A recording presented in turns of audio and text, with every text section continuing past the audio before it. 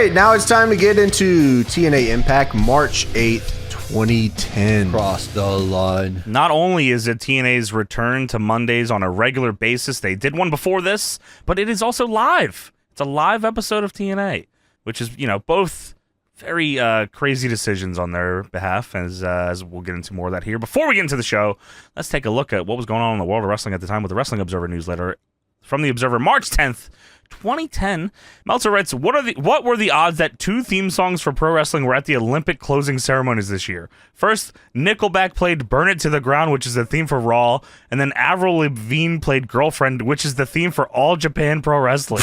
Yeah, that's true. Right? That is true. Well, for their TV show. I didn't know that. Oh, I don't know. I didn't know that. Yeah, it's for the TV show. Wow, you might be able to find it on YouTube, crazy. the intro for the show. Yeah, I'm sure. That is fucking crazy. But like, yeah, those are wrestling songs. Yeah.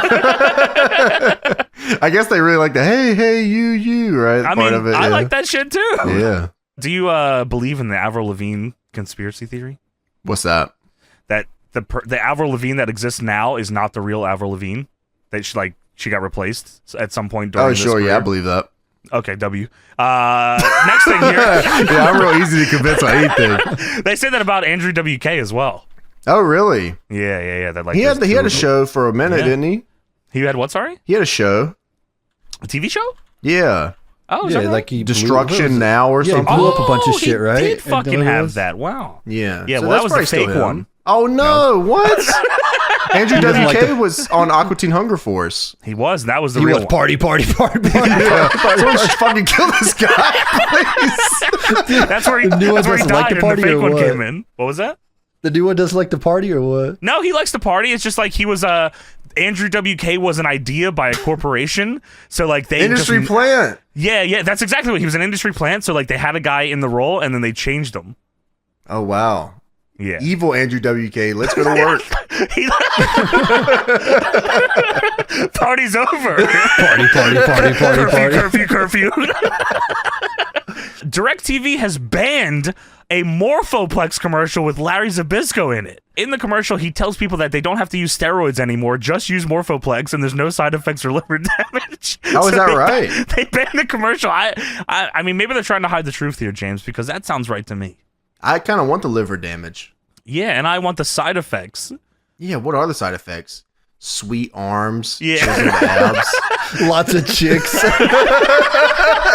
Yeah, buy Morphoplex now. Mr. Anderson, in an interview with Brian Fritz regarding his being fired in WWE, he said, Orton told me to give him a belly-to-belly suplex, and I did, and I thought everything was fine. I got to the back, and he was holding his neck, saying that I dropped him on his head. He went to the back and lectured me about how I need to be safe and all this other stuff. He got 3 huge bags of ice, one on his neck, one on his left shoulder, and one on his right shoulder. 4 of them if you count his ego too, right? All right. Oh, hell yeah, dude. Oh, He fucking shit. get his ass. He got them all saran wrapped up, put his shirt back on, and we walked to the locker room, and he chewed me out in front of the whole locker room while we were there, calmly and quietly, but he told me that you need to be careful, blah, blah, blah. I felt bad about it.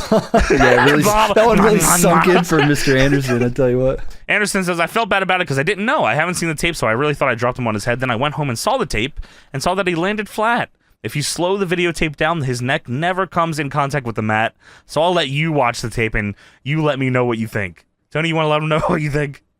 Stupid. He says he landed as flat as can be and that he went and complained to Vince, and then Cena went and complained to Vince and said they didn't want to work with me anymore because I was dangerous, and that is what ended up being the final straw. I mean, that's got to be the dumbest shit I've ever heard in my life. I guess this is true. This was never was it disputed or like debunked or anything. This is like, I think it's just the fucking truth, and it's so Right. damn stupid. It is very fucking dumb. Oh, you dropped me on like, my head. All right. Dude, like, that was it for his WWE career. Like, he never had a second chance at all in WWE. That was it. I'm not even No. like a big Mr. Anderson guy, but like, I mean, the fuck, man. Yeah. I mean, it definitely seems like they had it out for him. He was Yeah, creeping he- up on their top spots, you know. He was the next. you're he right, was Tony. stone I think he cold. was. Yeah. I mean, they gave him Money in the Bank, and he was going to win the title. So, you know, it was around. I imagine, like, because he got hurt, and then this was when he came back. I imagine they were going to try again, Yeah. but they, Orton and Cena were not having that shit. From the Observer, March 15th, 2010, Week 1 of the new Monday Night Wars turned into a sad reality check for TNA. This is about the show we're about to talk about here. Oh, man. Ever since the company went on Spike... Oh, dang it. Ever since the company went on Spike TV, the goal was to move to Monday night. Well, be careful what you wish for. With Hulk Hogan's first nationally broadcast match in the U.S. in more than 3 years, and Ric Flair's U.S.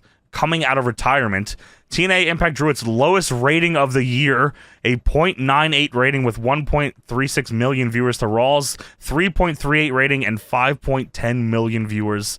USA Network sent out a release noting Raw beat Impact by 274% in viewers. Damn, all right. Hey. This is our competition. Yeah, the fuck's going on here? The move to Monday was supposed to grow because of the idea that on Mondays you will get some of the 5 million viewers who watch Raw to switch during bad segments or commercials, and they will become familiar with the TNA product. In fact, on January 4th, which is the show that we reviewed before, there was not a lot of switching, but all the publicity for Hogan's return and going unopposed did them the strongest number in the show's history. So yeah, things somehow it went from like their top rated show ever to going back to Monday and doing their lowest rated show of the year. I was looking at like DVR and stuff. It surged. It like 50% more people had DVRs back in 2010. Oh, so they're probably just watching it after. It's like the adoption. Yeah, so people, and I don't know if the DVR numbers count or however they play it out or whatever. I don't know how that shit works either, honestly. But I think you have to watch it within like 24 hours of you recording it for it to count. Or or something like that. I don't know if that's true, but probably made it up. But that could be true. I used to DVR WWE and then not watch it. Just to hurt the rating. Yeah, just to hurt it. I'd watch TNA on 6 CRTs. TNA, come on! It's in every room. It doesn't count. It doesn't count each TV in your house. I don't know if you do that. That's why I bought 6 houses in a cul-de-sac. And he was calling his buddy. He said, "Tony, put this on. What the fuck?" It later became Nuketown and Black Ops. Oh my! TNA 2010 houses, Nuketown. That's awesome. A pilot for a TV show called Micro Championship Wrestling took place on March 4th in Orlando at the Impact Zone. That's Hulk Hogan's thing. It is Hulk Hogan's thing. And trying to get people to come, they told people that anyone who attended would get VIP admission to the Destination X pay-per-view. Here's one for us. Sean Morley, 39, has left TNA. Thank fucking God. 39? Thank fucking God. He was 39 when he was beating Christopher Daniels. Wow. Oh, brother, no. So was Daniels. He quit the day after he was shown on television beating Jeff Jarrett. Meltzer says that was like reliving WCW for sure. Sean Morley on his Facebook page wrote, "Yes, folks, I am through with TNA as I want to wrestle in Mexico. I was going to perform in both TNA and CMLL, but now with the switch to Mondays for TNA and the fact that TNA is nothing solid yet, Mexico, here I come."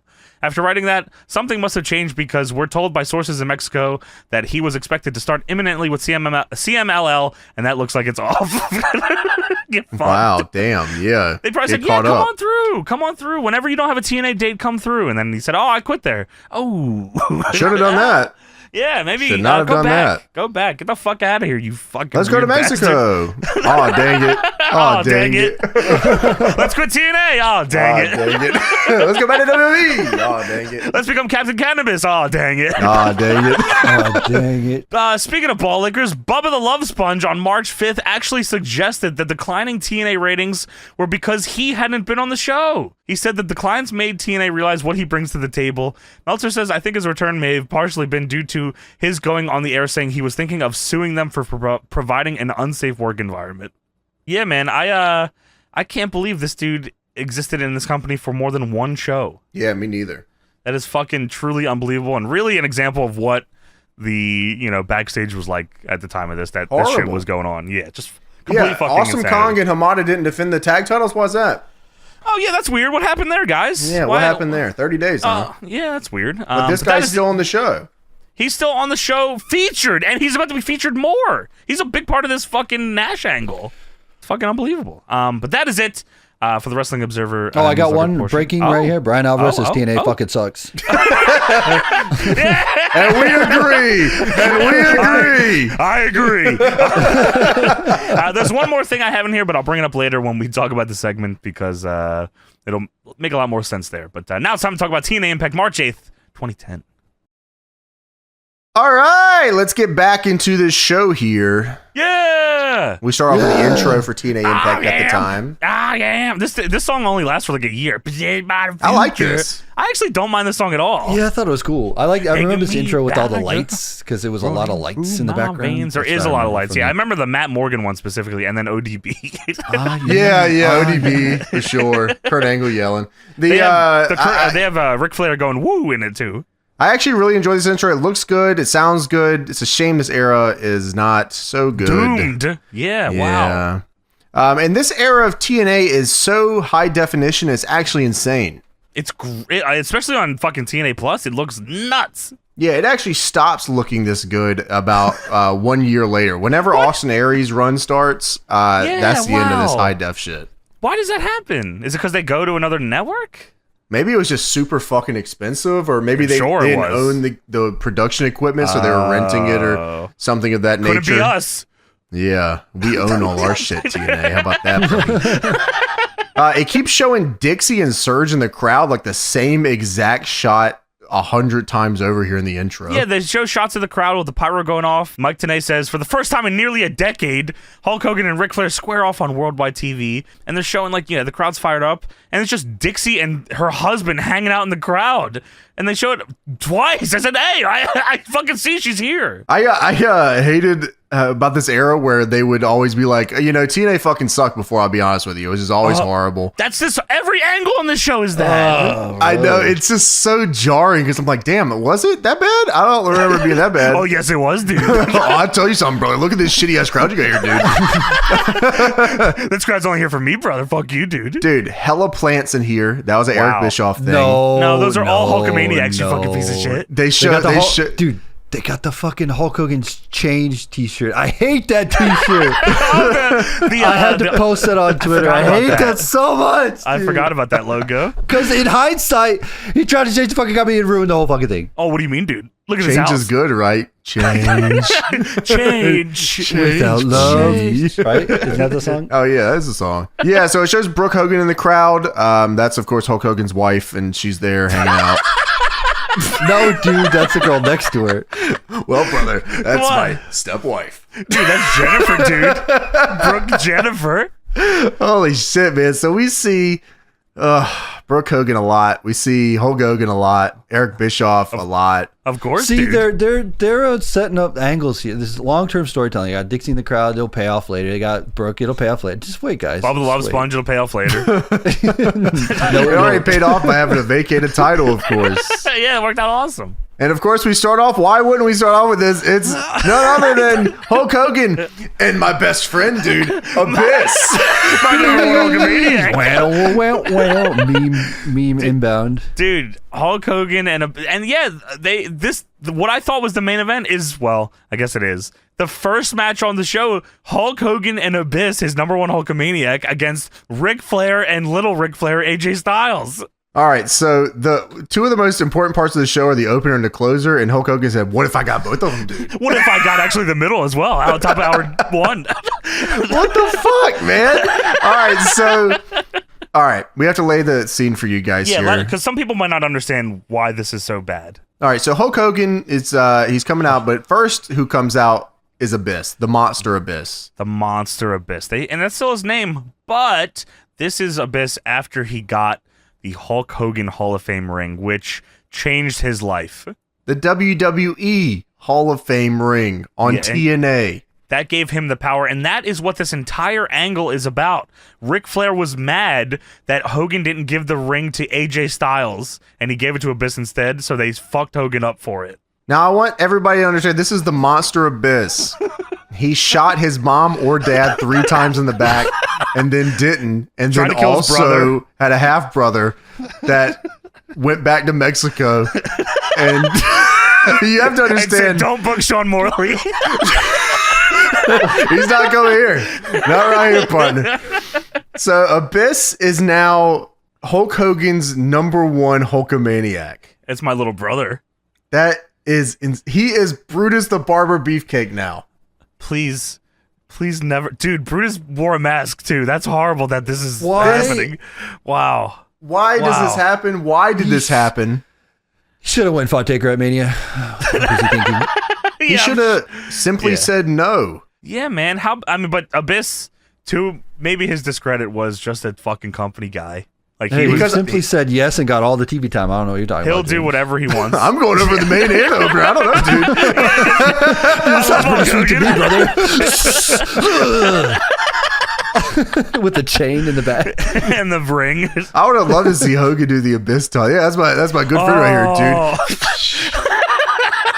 dude. He adds that to his pose repertoire.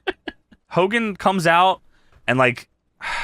He's like, they do the NWO point to each other. Then Hogan's to each other, yeah, like fusion dance. Yes, that was the fusion dance. That's exactly what it was. They become one big ball of girl. Hey, brother Abyss, throw me one of those Potari earrings, dude, and we'll make the ultimate Hulkamaniac, brother, the Monster Hogan. Hogan's like bowing to the crowd because they're bowing to him, and Abyss is still NWO pointing to Hogan. I wrote, "I hate you, Abyss." Yeah, what the fuck, dude? Yeah, this is so jarring to see, and it brings up a lot of feelings in me that I don't like. This hurt. And that happened the whole show where I was like, wow, I have a lot of feelings and I don't like any of these. Yeah. I had like kind of compressed them or whatever, you know what I'm saying? And I didn't really think about them too much. But then seeing all this shit again, like lit me back up like a Christmas tree. Well, you messaged me and said, this TNA episode makes me want to gnaw my eyes out of my ass. Yeah, man. Because this shit was very annoying. This episode pissed me off beyond belief. Dude, seeing that red and yellow Abyss logo on his back just fucking kills me. It made me fucking sick, Tony. Yeah, it made me fucking sick, yeah. Tony, he's in the ring, red and yellow Abyss logo, doing the Hogan ear taunt. Dude, with the Hall of Fame ring and every this guy was a killer. He was a killer. Maybe. Yeah, maybe or not. I don't know. I'm not too sure. So Abyss's Hall of Fame ring. So it started off as like it gave him legit superpowers. It might as well have been. That's fucking, what it was. It made him Green Lantern like he was a ring. bitch before this, supposedly. Yeah, he was a crybaby little loser. He's a bitch right here, for real. Yeah, the bitch Abyss is kind of how they're doing this here. The monster of bitch. The monster of bitch is nuts. And that's where we're at in TNA. So it only goes downhill from here, I tell you what. Yeah. Yeah, man. So Abyss is he's got this Hall of Fame ring, and it used to give him superpowers. They decided that was really dumb. That was stupid. So instead, it just gives him the confidence to be on the same level as Hulk Hogan and make him a worse wrestler so he can be on the same level as Hulk Hogan. And you know what the worst part about this is that so this is a feud. Yeah, hell yes. That is the correct answer. Let's break it down a little bit. So Sure. Ric Flair and Hulk Hogan, this is a feud between them, and then AJ Styles and Abyss is a feud between them. And like, you know what? On paper, double feud, get tags in here, mix them up. Sure. Fine. Because AJ's the world champion. He might as well not be, though. That's true. Especially by the end of the fucking show, he might as well not be. Jesus, God, yeah. But yeah, no, and like, you know, sure, like mixing these guys up. The problem, I guess, really is that like these guys have spent the last 10 years being the focal point of this promotion and then like acting like they're jabroni little bitches and like... And they still haven't made it. They still haven't made it is fucking ridiculous. Yeah. AJ's a Grand Slam champion. Abyss shot his mom 3 times, or dad, or maybe, or didn't. And his half brother was here. Dude, the idea of like you said on paper of them like, okay, we're going to use Ric Flair and Hogan to get Abyss and AJ over, but then like all it did was just put more focus on Hogan and Flair. They're already over. Yeah, especially, they're already like, who are they trying to get these guys on over Monday to? nights? Okay, guys, they got a lowest rated show of the year. There's a new audience here. Dude, yeah. And when you talk about TNA, who the fuck are you talking about? Like Kurt's there, but like you're Kurt's thing, but AJ Styles is a name. Yeah, man, Jesus. All right, so we have to get into this town hall. So sorry about that. Yeah, no, you're good. It's a lot of feelings, like you said. Yeah. So Hulk Hogan comes out and they do the fusion dance. Hogan. The pyro is so insane, guys. Like, it's no one gets more pyro than him. No, at some point they siphon AJ Styles' pyro and they just give it to him. They do. Yeah, they just get rid of AJ's pyro. Everyone's Abyss gets his too. Like the whole pyro budget went to Hogan. Yeah. So Abyss is out here, and like I said, he comes out to the ring. He's got the red and yellow, like Tony mentioned, on his back with the logo, which is fucking crazy because it's an Anarchy logo and it has red and yellow. Ketchup and mustard, Anarchy logo. Yeah, it looks fucking insane on this dude. Abyss hasn't had his teeth knocked out by RVD yet. So he looks like he has veneers. He doesn't. These are his regular teeth. Yeah, he just has great teeth. Yeah, he's just a nice looking guy. You gotta shine those teeth up if you're gonna work with me, dude. Yeah, get some strips on there, brother. Yeah, so the crowd is lit up. Big TNA chants. There are so many fucking plants in this crowd. It's unbelievable. Come on, that's big Hogan chant, brother. Why don't you get that right, dude? TNA, huh? What the hell is that, dude? Dude, yeah, so of course Hogan has to start with a promo, right? I mean, like, you know, Well, yeah, well, everyone does, even Kazarian. Yeah. Dude, wow. Can't wait to talk about that fucking angle. So Hogan says, well, you know, my blood brother Abyss, it's time to cut the clowning, dude. This is the biggest night in the history of TNA. What?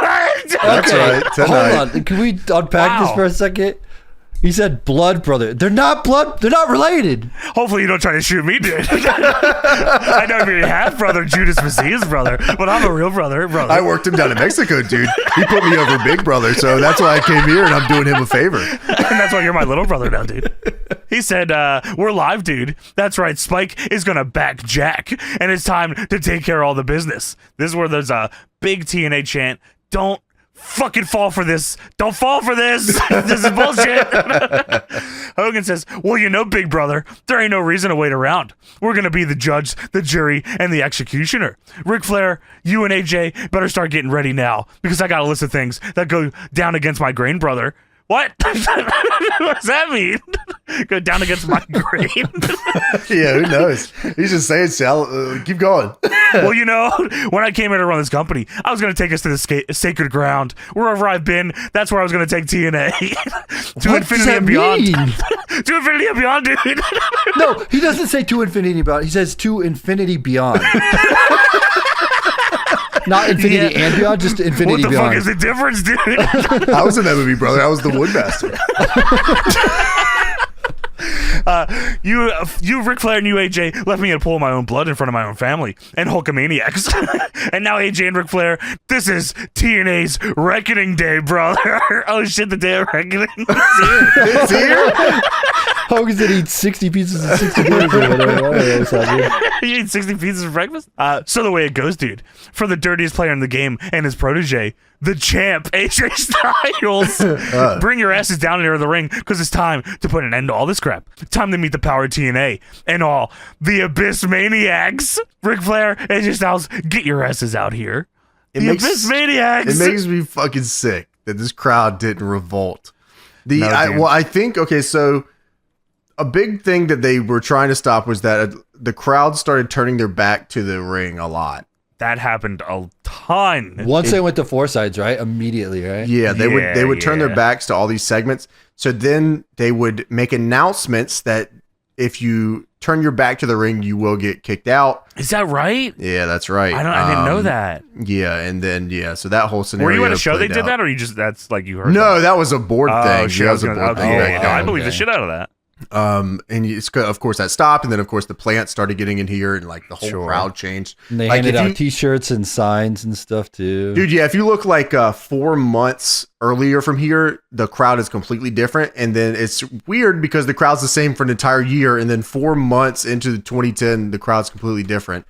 And they're all Hogan fans, apparently. Okay. Well, who isn't, dude? We were really big into Kurt Angle, Samoa Joe, Desmond Wolfe, and AJ Styles, but I guess we liked Hogan the whole time, brother. Definitely not Desmond Wolfe. Dude, that was like Bill and Doug, right? They were there. They were. They were. Yeah, they were. They were like TNA's audience, and then the guy with the goatee and the towel guy.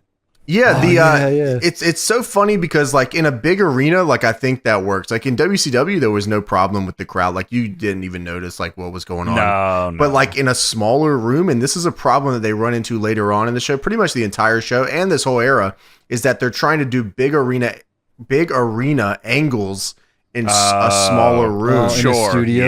Yeah, so it's like fuck. Like when you're in a smaller studio, you have to like the things that you do and the way that you present things has to be on a completely different scale, right? Right. That's like true. Like the Sting thing later on, it's like, damn, this is not working in this small ass arena. We'll talk about it, but yeah.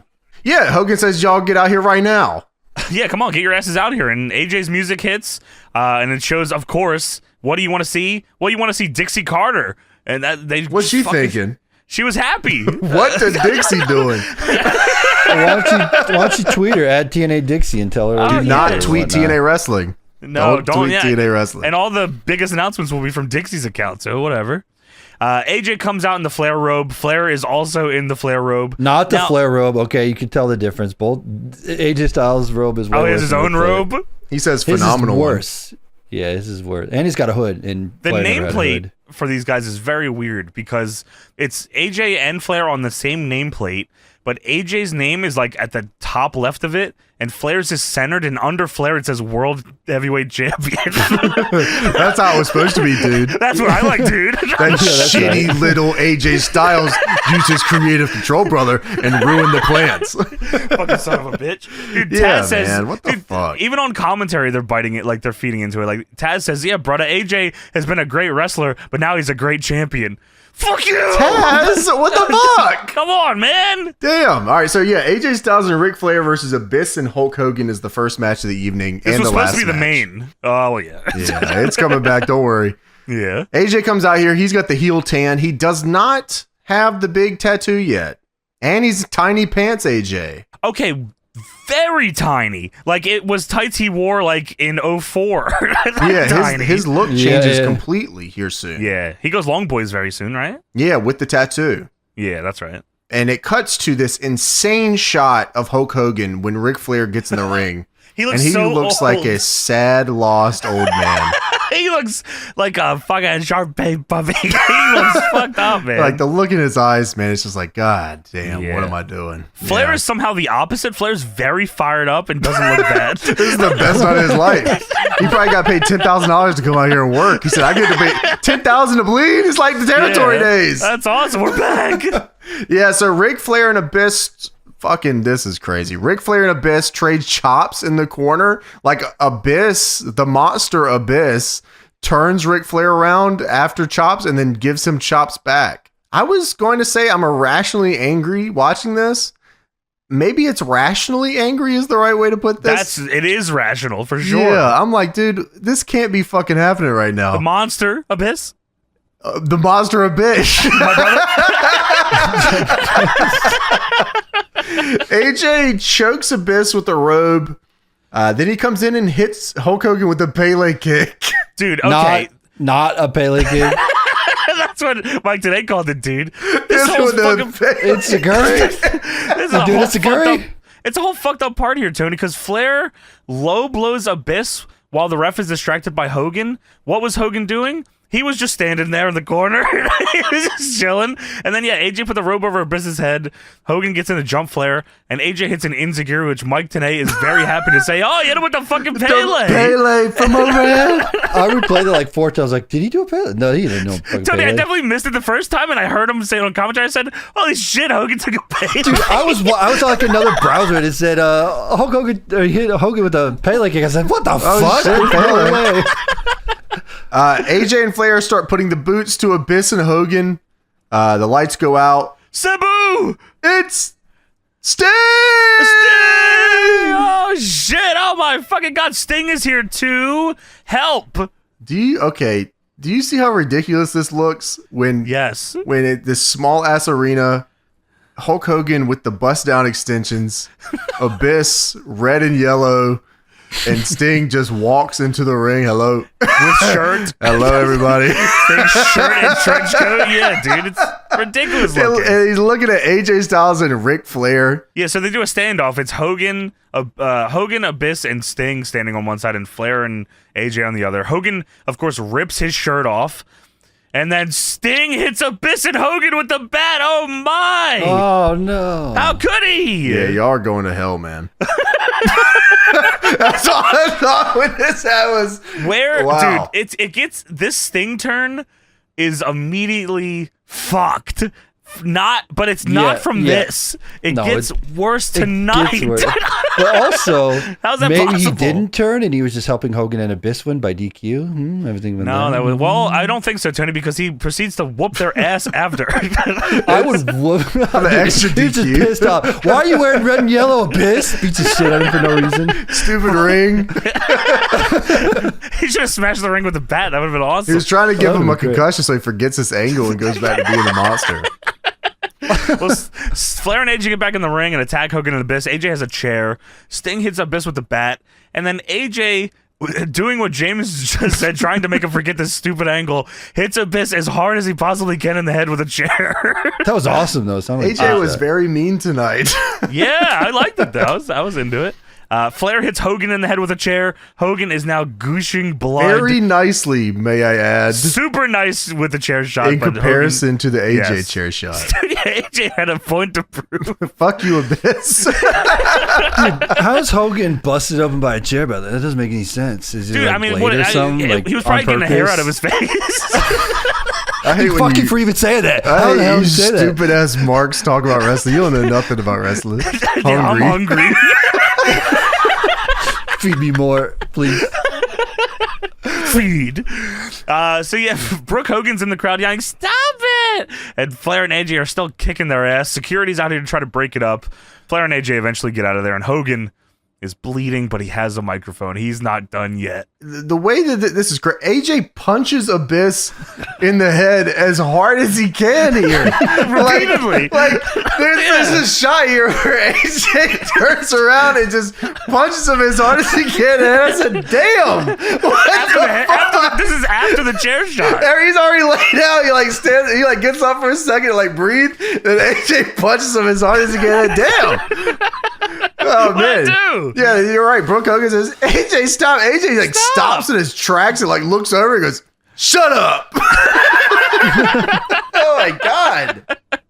That's all. AJ is, I mean, like, for all it is, like, if I'm comparing what's better here, AJ with Flair is a million times better than Abyss with Hogan. Fortune 4? You're right. Anyway, Hogan. Hogan is bleeding and he's on the mic and he says, "Hey, Flair. You and your puppet AJ Styles, this ain't over. Let me tell you something. We're going to finish this before the night's over. And let me tell you, Flair, you keep changing the rules, and I'm going to keep changing the game. We're going to get your two asses out here, and it's going to be a no disqualification, brother." Later, though, in the main event, dude. Of course. A no disqualification, brother. That's what we're having here tonight. That's good. We're going to finish this thing. And AJ and Flair try to hit the ring again, but security, of course, stopped them. Hulk Hogan, instead of just making a no DQ match now, we've got to do it later because he's laid out, brother. Later in the main event, and AJ Styles and Ric Flair said, "Man, sure." So what was the main event meant to be? Beer Money versus Jeff Jarrett?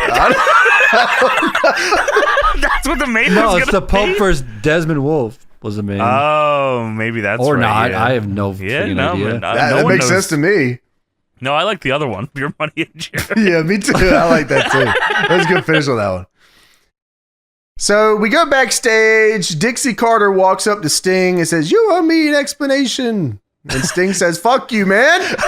Dude, not only does he say "fuck you, man," he like almost shoved her through the set. "I owe you nothing, Dixie." And Sting then leaves, and Dixie's confused, but not like upset confused. She's just kind of like, "Ah, man," and walks off. Oh, dang it. Yeah.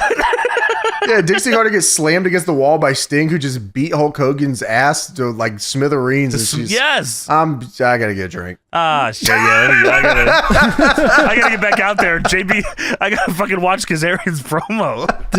Dude, they learned nothing from WCW at all, because we just watched where the Macho and Sting did that opening thing where Macho held WCW hostage on Nitro, it was awesome. remember? And then they just left and they were never seen, and then you'd have to tune in next week to figure out what happens, but that is not what happens. No, we here. see like Sting's entire heel run tonight.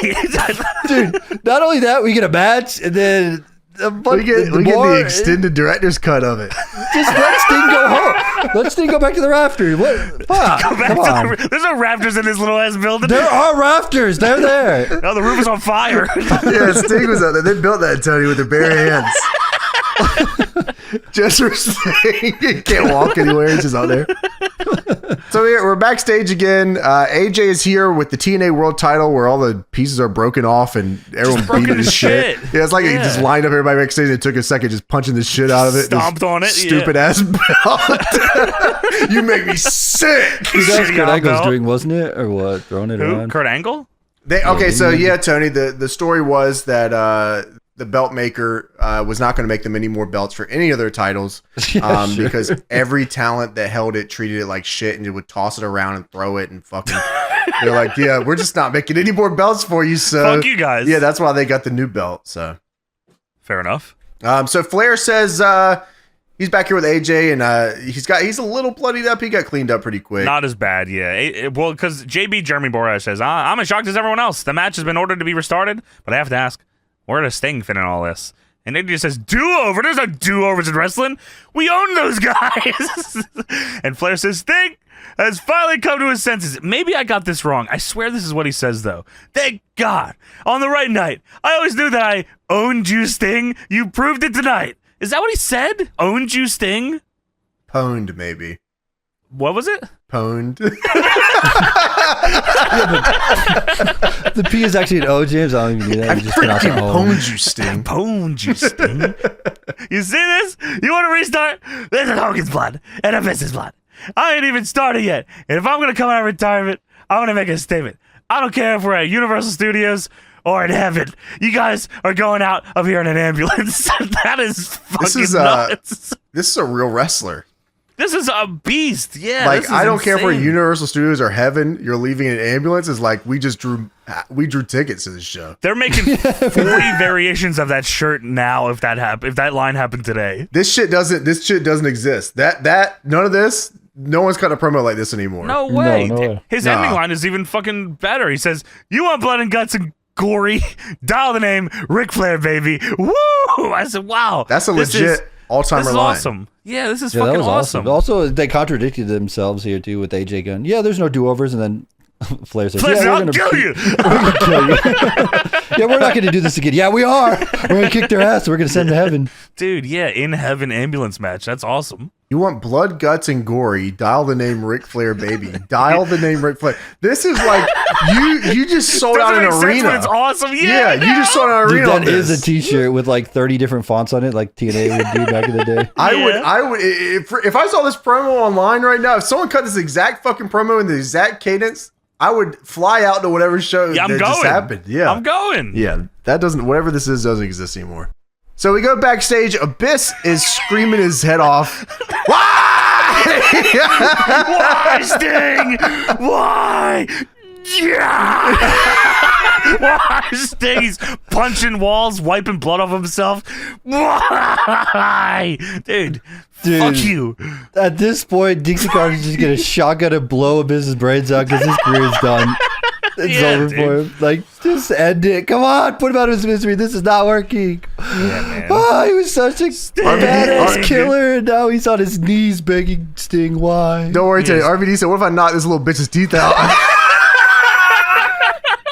Dude, How about can that, you brother? stop? Can you just stop? That's kind of what changes Abyss back is that RVD like Yeah, knocks you're his right. teeth out and he's like, "Fuck it, I'm gonna kill you for real." So that's kind Yeah, of like I'm what gonna get happens. Janice. I'm gonna Yeah. murder you right now. And then he goes to the X Division. And he's like, "I'm gonna beat everybody here" and all that shit. So And I'm going to win the world title, too. Fuck it while I'm here. You know, whatever. So we go backstage. Hulk Hogan's wife and wife's girlfriend are here, and for some reason, I wrote backstage, some Brooke and Brooke are here. Two Brooks. they look exactly the same. Like, what am I looking at here? I don't This is even the know who the same fuck this person. is. They're the exact Well- same age. Well, this is two people I want to fuck. Like, what? Oh, what? Yeah, like, what the fuck is going on? She's crying? Like, what are you crying about? She's crying. She says it's not okay. He might seem like he's okay, but he's not okay, and I hate seeing him do this to himself. I Dude, she's can't talking about watch Abyss. this. It's not She's a big TNA head. She hates what they're doing to Abyss. Why I did can't you believe they fuck did with this this to career so Abyss. bad? I missed the monster. He's not. No, he's a bitch. It's not okay. Brooke, can you believe that? I can't, Brooke. What the come on. fuck is going on here? Here's Jennifer and Brooke, and then also here's Eric Bischoff's dude. Fucking, what's that dude's name? Which guy? Garrett Bischoff. Oh, that's what you describe his son? What I said? Eric Bischoff's dude. guy? He said, "Dude, Eric Bischoff's dude." There was a bunch of people going through my head, and Yeah, I can't wait for you guys to meet my dude. I'm talking about my son. Yeah, you want to meet my dude? Dude, Here's my dude. It's Brooke. Dude, Tony, I know you're so chill like that.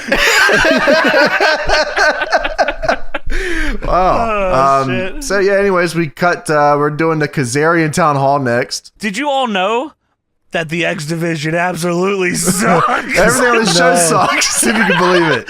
Until now. So yeah, Kazarian, here's the number one contender for the X Division Championship. Who cares? Kazarian, he looks like Jimmy Jacobs' brother, John Jingleheimer. John Jacobs Jingleheimer shit, am I right? You know what? We got a bitch and a shit over there. What the fuck? This is a whole bunch of ass.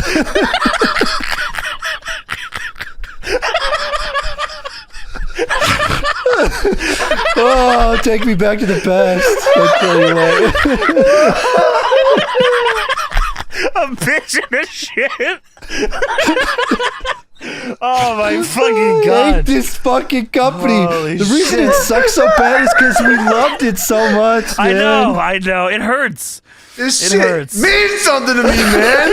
Y'all can't do this to me. Yeah, man. God damn it. Yeah. Kazarian just came back from fucking WWE or whatever, right? Well, he said 2 years ago he left TNA to get a haircut. No, I'm not getting a haircut. Fuck you. All right, I'll get a haircut. Anyways, he's in the ring with a haircut. And he keeps his haircut for the rest of his career.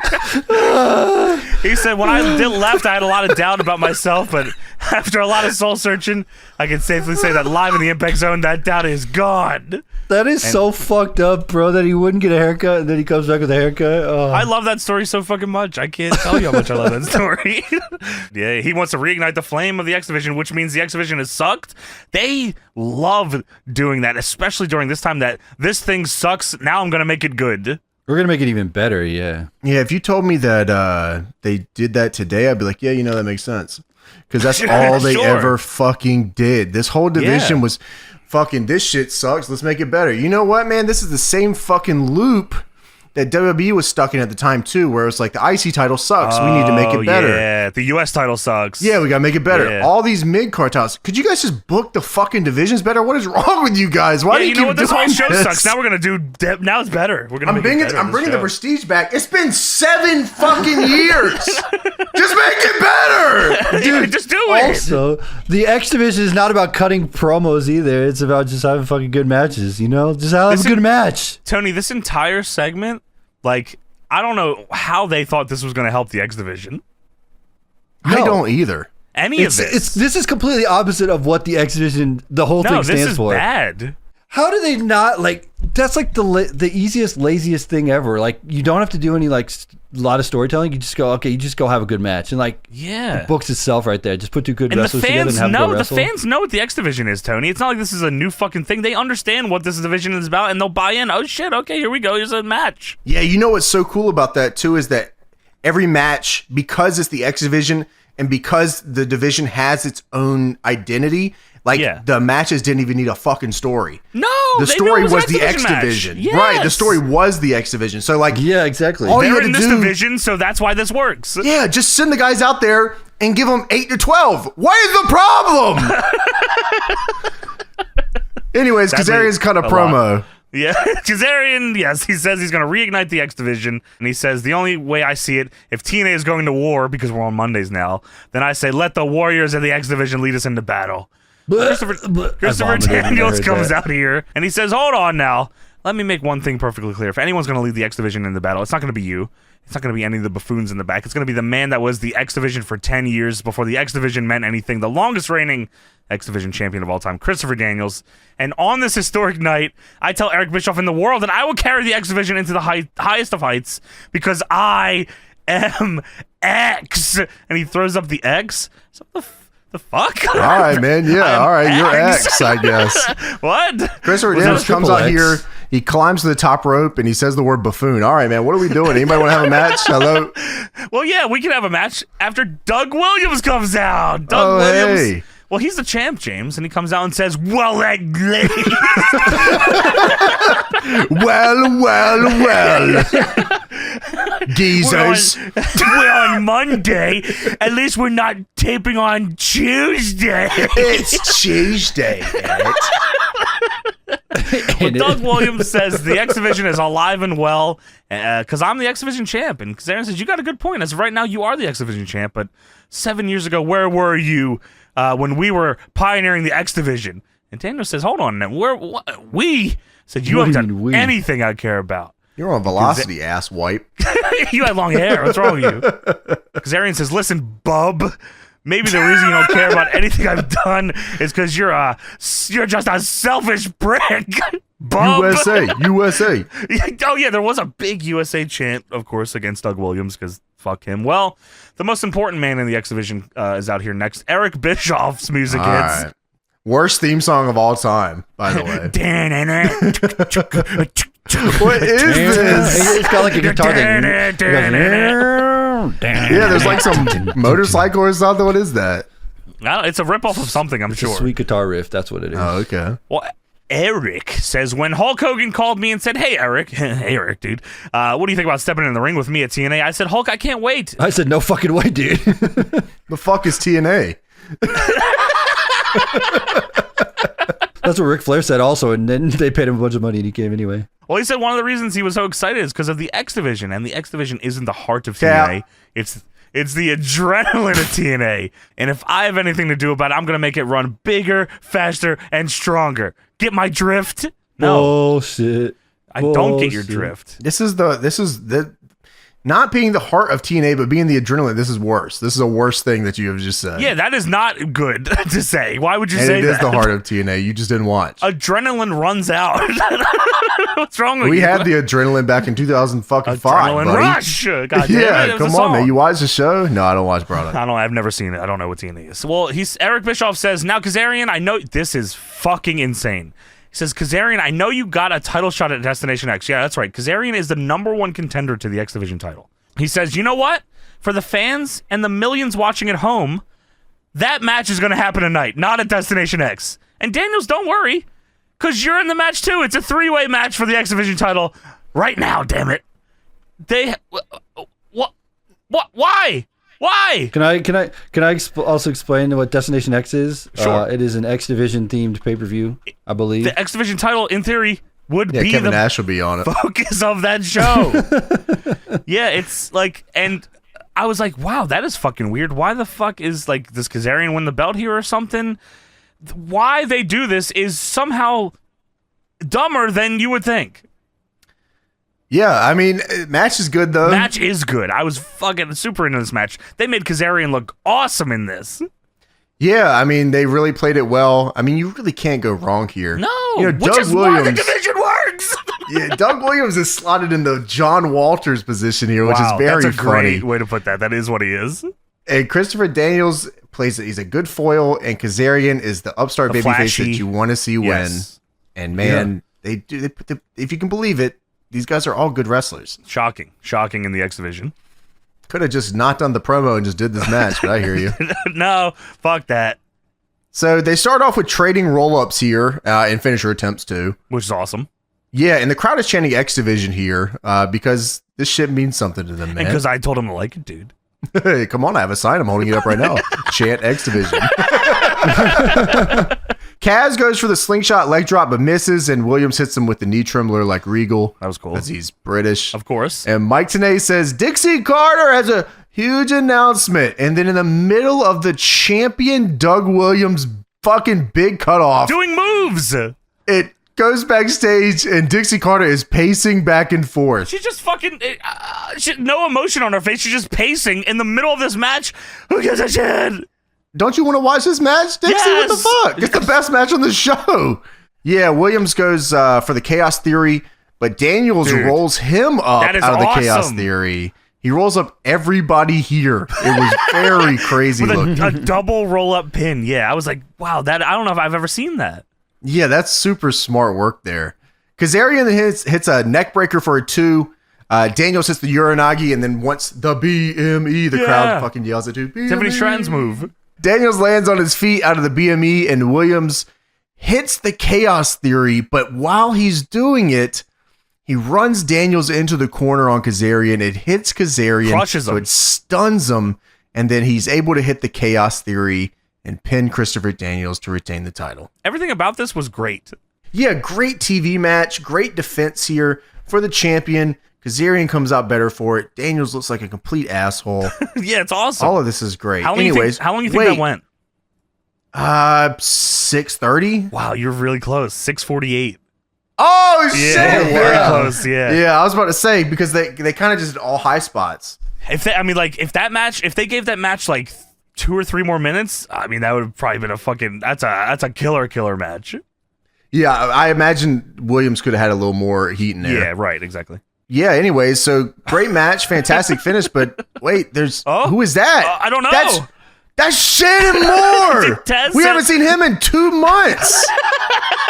That's what they say. Taz says, "Whoa, that's Shannon. Is that Shannon? That's Shannon Moore." Yeah, Tanae says we haven't seen him since our last Monday show. Shannon Moore will only work Mondays. Dude, Shannon Moore comes out here. He mohawk, face paint, tattooed, crazy, dilly gapped out. Yeah. Who is that? Who is that right there? With a big ass mohawk. Who the fuck is that, brother? I ain't never seen this guy before. Yeah, what the fuck? Shannon Moore comes in, hits the spinning heel kick. Dude, why? And Eric Bischoff loves this guy, Shannon Moore. He says, you were on WWE. Wow, you were on ECW. Didn't CM Punk kick your fucking ass? He slapped the shit out of you, and then you got fired, didn't you? That's awesome. Yeah, Bischoff comes out and says, that's how I like it. Hey, Williams, allow me to introduce you to your opponent at Destination X. Surprise! Okay. Why? Why did this fucking happen? Kazarian should have grabbed the mic and said, what the fuck? Yeah, that's what the fuck? Like, this is stupid. This sucks. This doesn't make me like fucking Shannon Moore. What, because he comes out and beat up Doug Williams? I want to see Kazarian, who just did all the cool moves and said he fucking loves the X Division, get the shot at the pay-per-view and maybe win the belt. Wrong. Yeah, you're feel wrong. good moment you're too. Wrong. I guess I'm wrong. Yeah, I guess. Yeah, what? Dude, I mean, both the people who are like, we are the face of the X Division, we should be champion, and then they said, you're both just not. Get off the paper. We don't want you on the paper. Yeah, you're not on the show. Fuck you. I guess the kayfabe here is that I don't really know what it is. Dude, okay, they did the match at the pay-per-view, and Doug Williams retained the title after hitting Shannon Moore with a brick. What? The X Division's back, baby! Yeah! Holy shit, man. All right. Why'd they even do this? But Shannon Moore could have come back and done anything else. Fuck, man. Who the fuck? Like, Kazarian... Who cares? Yeah, what the fuck? Kazarian was the way better choice here, but I guess if you really wanted to hit somebody with a brick, Shannon Moore was probably the one to do it. I would with a pound of bricks, 10 pounds of bricks, 100 pounds of bricks, 1,000 pounds of bricks. Just drop them all in his head. He's just swinging them around his head. They drop him from the rafters. So we go backstage. JB is here with Dixie Carter. And Dixie Carter, the first word out of her mouth, Steve. JB, Jeremy Borash says, yeah, what in the world is going through your mind right now, Steve? All right. Damn. Is that Kane or Steve? Which one? Dude, Kane or Dude, people should watch that YouTube short if they could. Kane or Steve one. Yeah, they should also watch. What was the other one, Tony? There's another one they should watch. That's really fucking good. JR sets Kane on fire. Yeah, they should watch that one. Actually, go through and just watch all of our YouTube shorts. And if you see anyone with low views, just watch them like a bunch of times. If you just leave them on overnight type shit. Well, Dixie says, Steve, I'm thrilled you just signed your TNA contract, and you want to mix it up tonight? Well, you're going to get a chance because you're in a match. And JB says, oh, in a match? He's not very interested. Oh, in a match. That's it. And Dixie says, he'll find that out when everyone else does. Okay. All right. Remember what I said about Sting should go away and then they should just finish the storyline next week? Yeah, they don't do that. Sting's a part of, like I said, Tony, there's like, he develops this heel character in 3 different tiers on this one episode. Well, he's workshopping it from the start of the show to the end. You know, he's got to figure it out. Yeah, Sting he signed the contract? He signed it he signed it and then he came in and attacked everybody. Or did he come in and attack and then sign it? He signed the contract. Yeah, Dixie Carter said, "But sign the contract, big boy. Sign the contract." Okay, I will. Oh yeah, no problem. Yeah, so we get Taylor Wilde and Sarita versus Velvet Sky and Madison Rayne versus Tara and Angelina Love for the vacant Knockouts Tag Team titles up next. Now that's weird. Why are they vacant? Now who are the champions before? The champions, I believe, if I'm not mistaken, Hamada and Awesome Kong. Wow, and they failed to defend the titles in the past 30 days, huh? That's weird. Where were they, you think? What fucking happened, man? Yeah, what happened with Awesome Kong? Dude, I hate this company. This is fucking complete horseshit, dude. I mean, it doesn't like. Wow, that's insane. Like, and they that desperately needed to get these titles on the fucking show, and they could have just have Awesome Kong just come back. Also, Awesome Kong and Hamada are the best workers in the division by a country mile. What a great fucking team. Yeah, that's interesting decision for sure. Yeah. So beautiful people do come out here and shake their assholes crazy. Lacey Von Erich's here. They don't. He doesn't say let the pigeons loose though. Is that not a thing yet? All right. So I'm starting to think that I imagined him saying let the pigeons loose. There has not been one goddamn TNA episode we have ever watched where he said let the pigeons loose. Was this like a You couldn't Mandela? stop this guy from saying it back then. That's True. Yeah, that's what I thought too. Is this a Mandela effect? No, he said that shit a lot. Okay. I saw it. I heard it. So Velvet and Rain kiss and then show their asses and no, let the pigeons loose, and Taz is pissing me the fuck off and the crowd immediately dies. And then at this point I remember, holy fucking shit, I know why Awesome Kong and Hamada are here. Yeah. And I'm pissed. And I'm like, God damn it. Well, come on, man. Lacey Von Erich is with the beautiful people, and Angelina Love just came back recently to fight them. And Tara is here, Victoria, of course, and she has a spider. And she's also the champ? What's the spider's name? I forgot. Fred. I don't remember. Tara's spider's name? Am I insane? Did you guys know why she was called Tara? Victoria. No, it's because it was short for tarantula. That was not the spider's name. No, but that was Poison. Poison is the fucking spider's name. Crazy. Poison. All right. Poison the spider. I like Fred or Ike. That's real good. Yeah. Yeah. So Velvet Sky, man, just screeching off the charts in this one. Yeah, dude, and she sucks. Yeah, this match stinks. I think we should bring back the old champs in the middle of this match. That probably is something they would have done too. So Tara goes to hit the Widow's Peak. Daphne comes in out of nowhere. Is she the Knockouts champion? No, Tara is. Tara is. Shit, all right. So she took her belt and then hit her. She got the belt and the spider. So Tara goes at the Widow's Peak. Daphne comes in with Tara's belt, I guess, and then hits her with it. Yeah, that's right. Madison Rayne then pins Tara, and the beautiful people are now the Knockouts Tag Team Champions. Yeah, but this match was rough. I mean, there's one point where like Velvet tags herself in. I think this was when Sarita forced the blind tag or whatever. And Velvet pins Tara in front of Sarita, who is still in the ring, and she just lets it go. This is one fall to a finish. Like, yeah, they were just lost here. Yeah. Yeah, and because they also had no time, right? So, like, there's nothing. It's what, fucking 3 minutes? Yeah, 3 minutes with fucking 6 people. And, like, the 2 blind minutes, tag. sorry. The blind, 2, wow. Yeah. I was going to say the blind tag was egregious. But, like, I mean, it's not like anything following up was great either. It's just, I guess it's tough because, like, especially when you have these matches, and we saw it, in ROH with the Four Corner Survival, like, you have to have some time to let it flesh out a little bit, or you have to send everyone to the outside, do a tope on them, and then 2 people get in the ring while the rest of them sell. Yeah, right? Like, there's only a couple ways to do this. There's just no way. There's no fucking way. No, not here. Not here, partner. And Bubba the Love Sponge just killed this fucking division. Just killed it. You gotta kill the company. I don't like this guy. I have no respect. I don't like this guy at all. No, I think he should eat a bunch of farts. Yeah, fuck for you, a living. Man. For real. Fuck you the long way. All right. So backstage segment. Christy Hemme is here with the Pope. Pope got the little mask on. Yeah, he invented that. That shit was so small, man. It was so small. I've never seen a mask that small. Come on, now it's got them jewels on. Ain't that right? Well, Christy says, make sure to go to TNAWrestling.com after Impact for the post-show where you'll get all the breaking news and Don West's insane daily deals.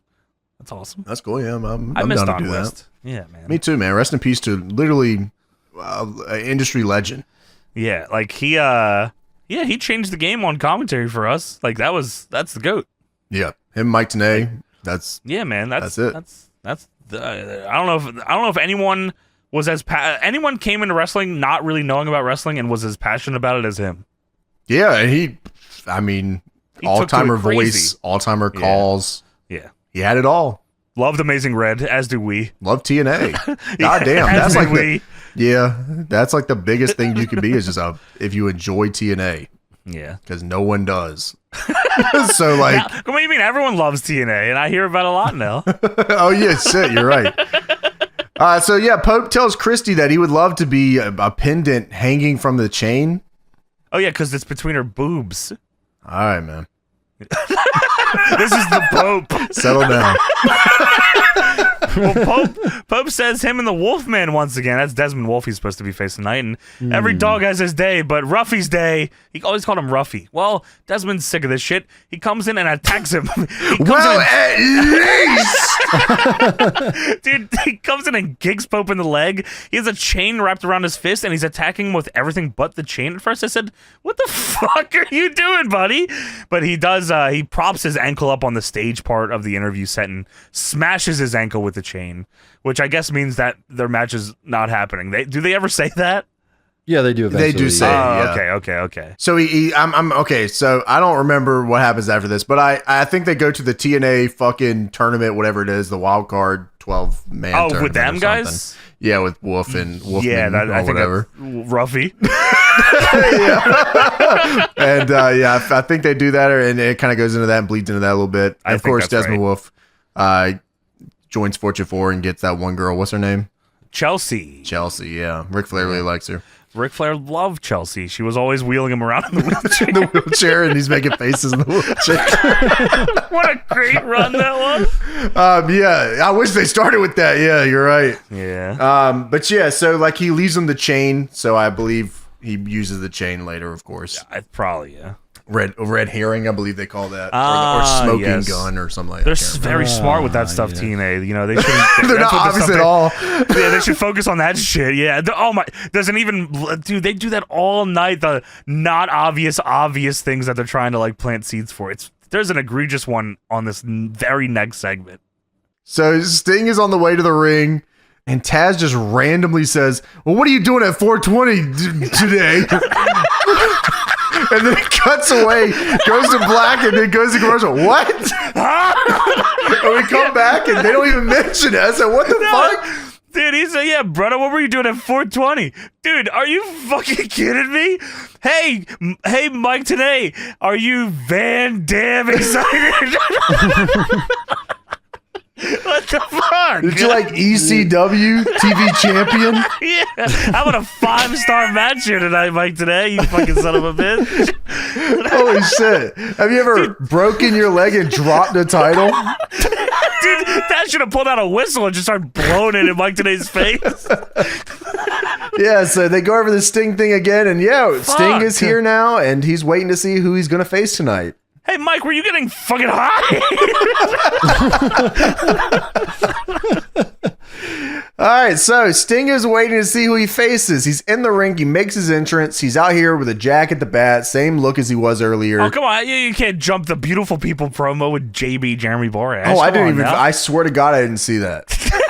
I swear to God, I didn't see that. You're standing up for Awesome Kong and Hamada. I will not support this division. The Knockouts division is done. Plus 10. I'm not fucking out of here. Wow, what the fuck promo is this? Well, JB, Jeremy Borash, is backstage with the Beautiful People, of course, and Madison says, we're finally TNA Knockouts Tag Champions, and Lacey Von Erich says, am I a champion too? And they all celebrate. And Velvet says, Pumpkin, we couldn't do it without you, and now it's time to celebrate BP style. And JB, Jeremy Borash. Jeremy Borash pours oil all over JB. All over themselves. Brings out a penguin and just puts oil on it. Just starts dousing seals with oil. Putting a bunch of fish in soda containers. They got plastic rings they're throwing out just to block up the fish. This is how we celebrate. We're sorry. We're so sorry. We're sorry. Contaminating the ocean.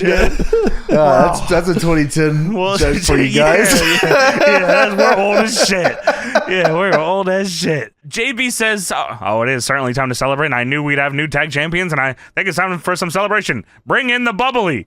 So some dude brings in glasses of champagne for the girls and the bottle of champagne, which still has the cork in it.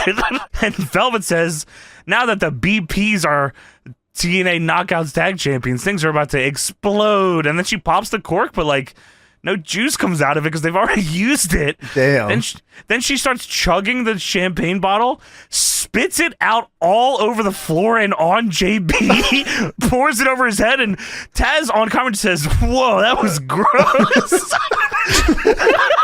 That was the exact opposite reaction I wanted from Taz. Yeah, he was fucking not. What the He was fuck fucking was that? disgusted. Yeah, man, He's taking a stand. Where's Awesome Kong? JB Jeremy Borash is now doused in champagne juice, and he says, "Are you kidding me? That's ridiculous." Where the hell is Hamada? Where's Hamada? Where the fuck That is was Hamada? ridiculous. Where's Hamada? Give me Hamada right now. He goes, where the hell's Hamada? And he walks out and slips on a whoa! Slips on Oh, oil. we're sorry. Gets stuck in like a Coke bottle ring.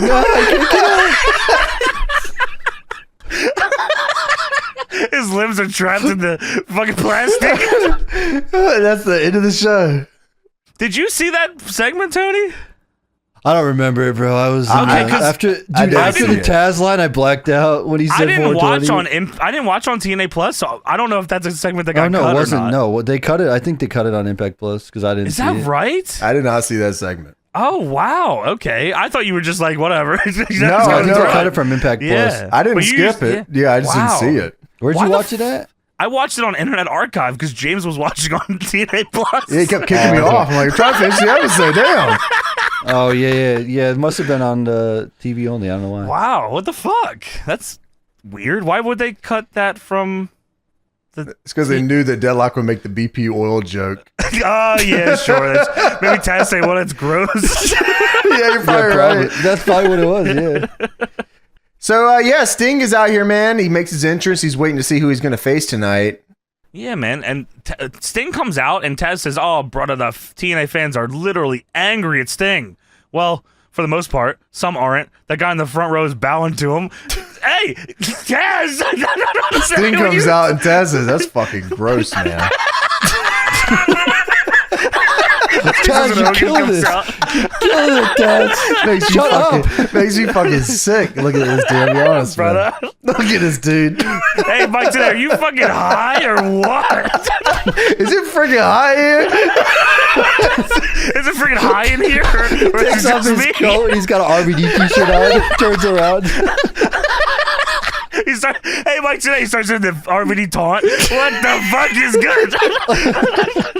That's my boy. All right, so Sting is here. He's who am I facing? And then Rob Van Dam enters from the crowd. Do Rob Van Dam. Do the whole Evans show. This is the debut of this. I love this song. The first time RVD's here, right? First time ever? This is RVD's TNA debut. Yeah, Yeah. which I was Ooh, like, that's what awesome. the fuck? That's what this is. Yeah, and what a fantastic moment here. Wow. Where Rob Van Dam gets 10 seconds of a match and then gets his ass kicked for 20 straight minutes. Yeah, Dude, the beginning was so hyped. Everyone's going nuts. RVD's fired fired up. up. New music. It's fucking, yeah, we're back. Let's I fucking love this go. song. Damn it, Nate. Van Crushing Nate. I love this song. That song does rule. I love that shit. Hey, Mike today, Van Crushing Nate. Dude, I was at a show where they played that live for 30 minutes straight on loop. Wow, what the fuck? Why? It was a fucking like it was like one of the Wrestle reunion shows that It like was a blood was and just guts over match the and they just PA? play in the background. they were there performing it. Oh, they In only had the person? one song? Yeah, that's they just kept playing it. You know what? I I went there with respect Blake. I went there with Blake because we were there for like the PWG shit, and that's where I saw it was crazy fucking card. It was one of the Kurt like Russell fucking Reunion reunion shows. shows. Yeah. And yeah, I forget what one. It was like one of the high spot super shows or whatever. And RVD is on it. And Yeah. his band was there playing the fucking song, and they played it fucking forever. The one song on loop. That's sick, though. I don't know if I've ever told anybody that. I just remember that just now. Damn, that's nuts. pretty cool, though. Yeah. I mean, that's a hell of a story. I mean, no one. You might be one of the only people ever who's heard that live.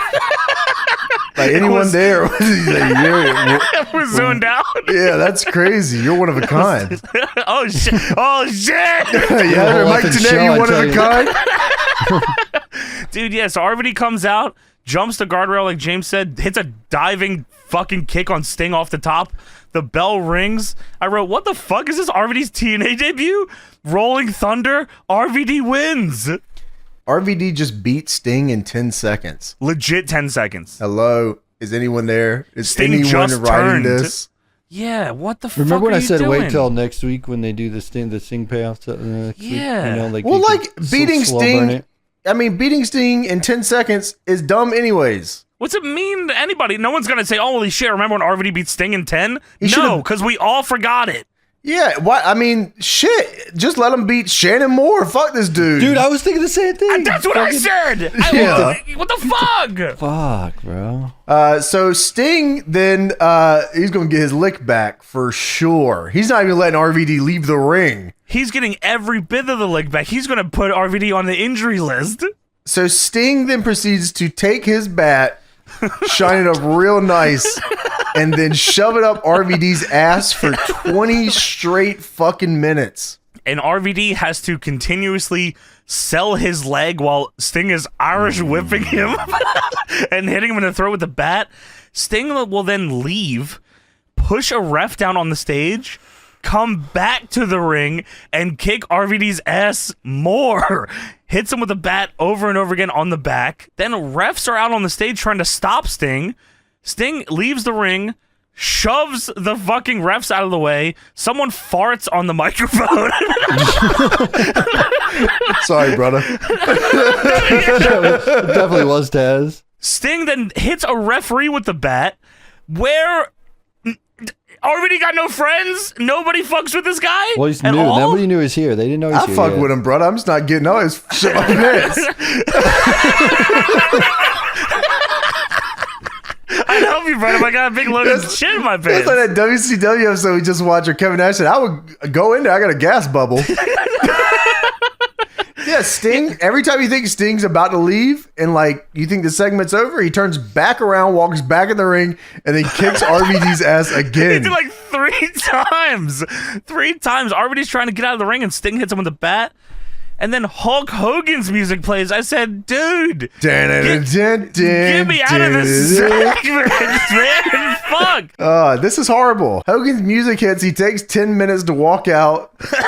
He's taped up and bleeding at the same And he time. comes out. He's pointing. He's like, brother, dude. And Bubba the Love Sponge comes out. I'm like, Dude, I'm done. I'm done with the Real show. shit. Yeah, what the fuck? I am done with this show when I saw Bubba Love's look, I'll watch Wade Barrett, man. Look, all right. I'm not watching this. Yeah, man. I mean, come on, dude. I Yeah, will put no. on the core on loop. I do not give a fuck. Like, let that man do Wasteland. It's not that bad of a move. All right. It's fine. It's Yeah, good. You know, for I like real. it now. Yeah, I'm cool with it. Bubba the Love Sponge, I'll never be cool with, bro. No I'm sorry. way. So he comes out and he tries to stop Hogan from going in there and getting his Dude. ass kicked. Hogan, yeah, Sting is in the ring, and yeah, Hogan, Bubba, and security, James, are all trying to hold him back. Hogan peers over Bubba's shoulder and points to the ring, and this is not on mic, but he's close to the camera. You can hear it. He says, "Why so serious, Sting?" Dude, "What?" he says, why so serious thing? Every dog has its day. Dude, yeah, what the fuck are you talking about, I'm buddy? foreshadowing because Sting's going to turn into Joker soon, brother. I'm just letting you know. Well, anyway, Tony, Sting is still in the ring beating the shit out of RVD. RVD. Hello. This entire time, he's just beat the fuck out of him. I can't believe what I'm watching. There's fucking 10 security guards and Bubba the fucking Love Sponge holding back a bleeding Hulk Dude, Hogan from getting that's to the even ring. more- Dude, Hogan's dude. music is playing still while Sting is beating Bro, RVD to death with a bat. I was almost about to fucking lose it. The security is here to stop Hogan from coming in the ring, not to stop Sting from beating up RVD. Dude, he's Are you kicking- fucking kidding me? It goes You're on right. forever. What the fuck? They're Help here to stop RVD, Hogan from please. what? Oh, you can't help. No, stop. He's got to beat his ass. Let He's this gonna hurt go. you, Hogan. He's killing RVD. Burning Stop Sting! Stop Sting, not Hogan, you dumbasses! Yeah, whatever. Burning. There's while this is all happening, by the way, we fucked the angle. The crowd is chanting, "Screw you, Bubba." Oh, okay. I wasn't sure if it was screw you or fuck you. Yeah, I wasn't sure which one it was. Well, that's good heat, brother. We gotta bring him back now, dude. All right, man. So Hogan then goes to the ring. Security's holding him back. He gets to the fucking ropes, and then Sting walks up and he hits him in the stomach with the bat. Please note that Hogan got to the ring, was against the ropes. Sting then hits RVD again with the bat, and then he hits Hogan with the bat. Stinger, brother, I have a hematoma. Don't hit me there, dude. I got bubbly, dude. What the fuck? My stomach, brother. You're gonna give me diverticulitis of the penis, dude. Please stop. They finally turned Hogan's music off, and now security is helping Hogan go to the back. RVD is in the ring dying. Well, it was easy, fucking. Yeah, he was, brother. Well, Sting follows Hogan and the security up the ramp, hits a security guard with the bat, and then hits Hogan with the bat again. What the fuck is happening here? You just took out everybody with the bat. Security's more worried about stopping Hogan from coming to the ring. Bubba Love Sponge is on camera for some reason. RVD just got killed in his debut. And he beat Sting in 10 seconds. 10 seconds. With the Rolling Thunder, not even a fucking frog splash. Get in the ring. Taz says, I'll bet your body parts off. Why so serious, dude, brother? Every dog has a say. What the fuck, man? Taz says they're going to have to get some Hulk out here. Some help out here for Hulk Hogan. He does say Hulk. Get some Hulk out here. So He's right there, dude. This is what I mentioned earlier. So if this was in WCW and it was in a big arena, okay. Like, this is, like, there's so much going on. Going nuts. Yeah, and even if that's typical, like, NWO bullshit, right? Like, oh, fuck, what's going on? There's so much anarchy. Yeah, it makes sense. And in the arena, it makes sense. Like, it's easy to scale that out. When you're in a fucking sound stage with probably less than 1,000 people in there, bro, this looks fucking ridiculous. Hogan laying on the ramp right next to Taz and Mike Tenay. It literally takes 2 steps to walk backstage from the ring. So, like, and like everyone, the arena is so small. Everyone is looking at this fucking, you know what I mean? Everyone's on a monitor. Everyone's backstage. Walk out. Just step out. The fuck? If you're in the arena, if you're in a big arena, it makes sense because like people are probably all the way down the fucking in the locker wazoo, room. Et cetera, et cetera. Motherfucker, you are standing right there. Hello, help, dude.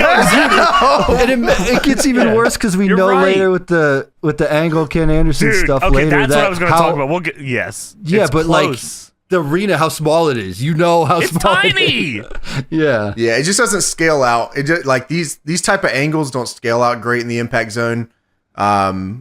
And they try and they always keep trying. It just never does it. It just never works. Well, I will tell you boys, the Observer thing that I wanted to talk about is from this angle.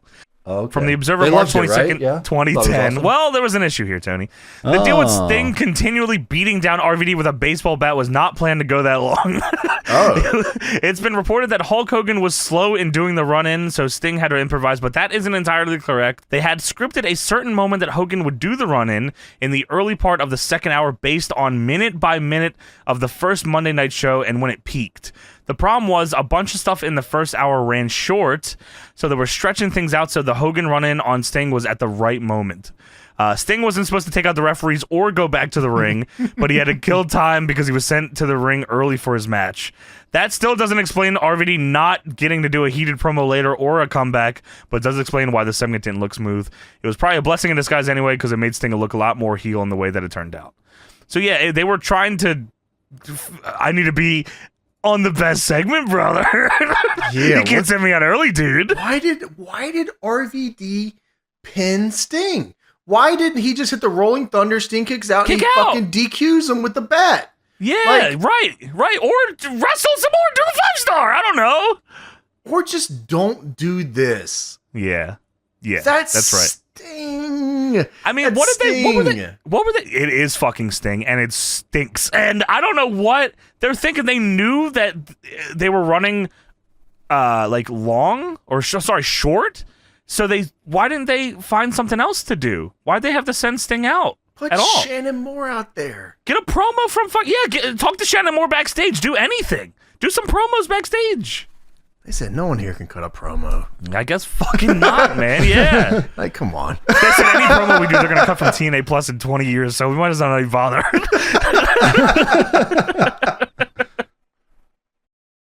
So now it's time for the Kevin Nash Town Hall. Wow. I mean, the hits keep fucking coming here, huh? It's the band. It's this not is just the Kevin band. Nash. This is the band. It shows Big Sexy on the Tron with a snake and a skull with a huge tongue. That's fucking right. And then it randomly cuts to a video of Eric Bischoff backstage with a mic. Well, they... wait, does it in his entrance? Yeah. What? I didn't see that. You didn't see that? No. Yeah, in his entrance. No fucking way. Yeah. That is And they go, nuts. Oh. Oh my God, I didn't catch that. That's so Yeah. fucking funny. So Eric Young is also here with Kevin Nash. That's his best Bald. friend right there. Yeah, well, they're boys, you know? The Yeah, clique dude. or whatever. Eric Young. Eric Young is a very serious man here. Yeah, he's about to lead a invasion on America.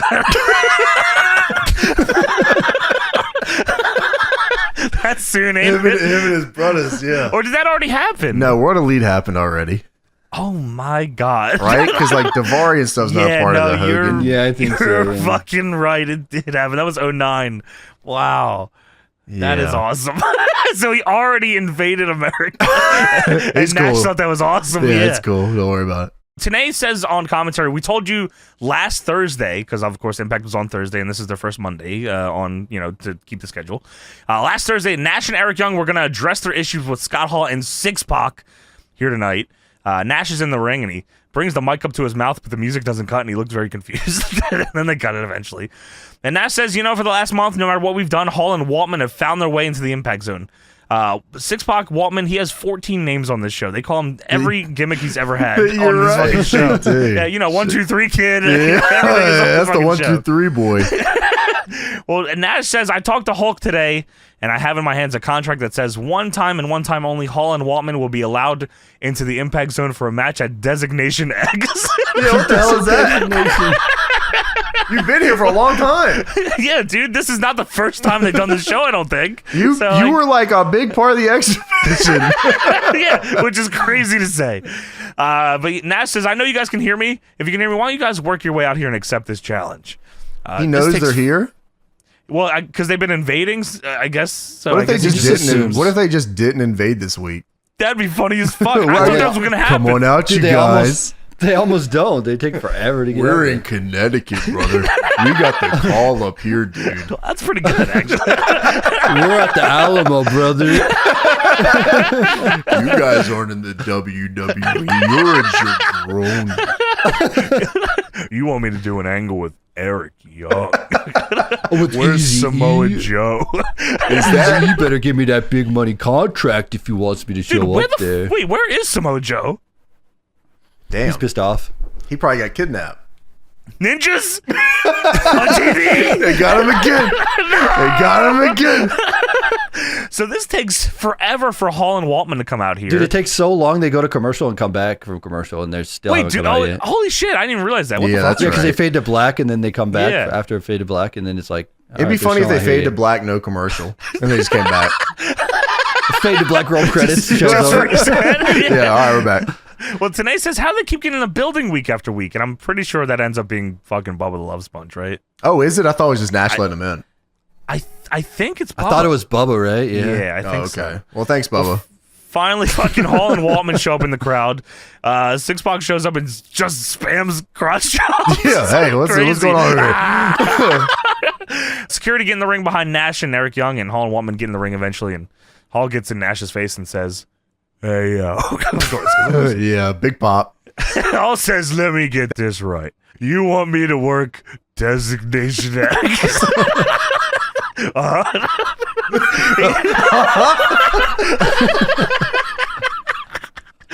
Hall says, let me get this right. He gets in Kevin Nash's face. He gets in Kevin Nash's face. Hello. He goes, Oh, shit. Let me try that one more time. Yo, let me speak on this. Skiwo. what the dog doing? He's gonna do taunt. Oh shit! You want to face me at DPW? What the dog doing? So yeah, Halls says, "Let me get this right, everybody. 2/3 of the legendary Wolfpack are in this building. 2/3? He tries to throw out the Wolfpack. He forgets what it is for a minute. He's just fucking playing around his hands. Fuck you. You told me Hogan okayed some kind of contract. In case you didn't see what Sting did to him, Hogan ain't running the shizzo." Now me and Pac decided we wanted on TNA because it's starting to get cool. It's just now? It's just not cool? Yeah, right now. Hall has had 2 stints already here. He's been in this company twice already. He came in like early NWA TNA to fight Jarrett. He was at Victory Road. Dude, the goddamn... Look, hey, he references it He in was a doing minute. Corsica Joe. He was in the Battle Royal. Oh, he was, you're right. Yeah, but that wasn't cool yet. This show sucks. Why don't you give me one of those infinite money contracts? The favorite nation contract, brother. Let me get that. Let me get that guaranteed no cut contract, brother. You got any copper wire? I heard you got some oil. I heard the Big Mag told me that there was BP in the back. And I want a cut. I want whatever Hamada and Kong were getting paid. Give me the Hamada deal. I don't want to defend any titles. I heard the knockout titles were vacant, brother. And me and the little Mang watch shots. The little Mang and the medium-sized Mang want some BP. Fuck them seals.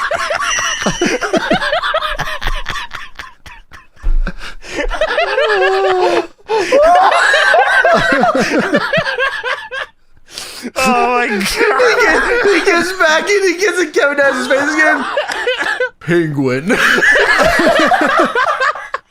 Oh my god. I like his list of demands are like copper wire and BP oil And a no-cut contract.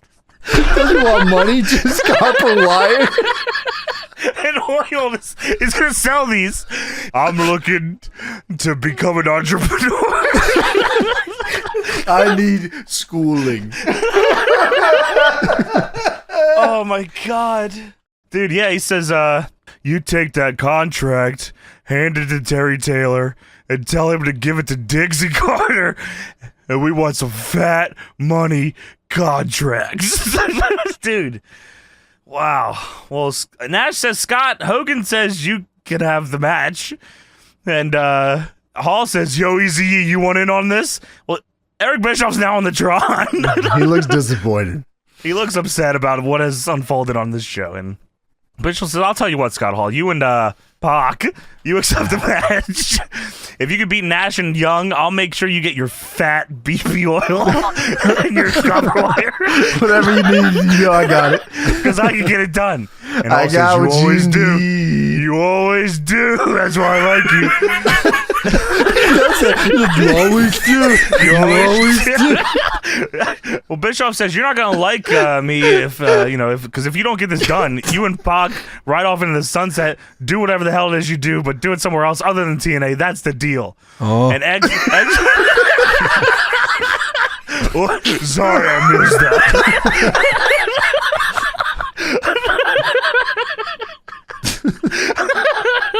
I was trying to figure out what our taunt is. Can you run that by me again, Easy? You're the man. Holy shit. Xbox says it's a deal.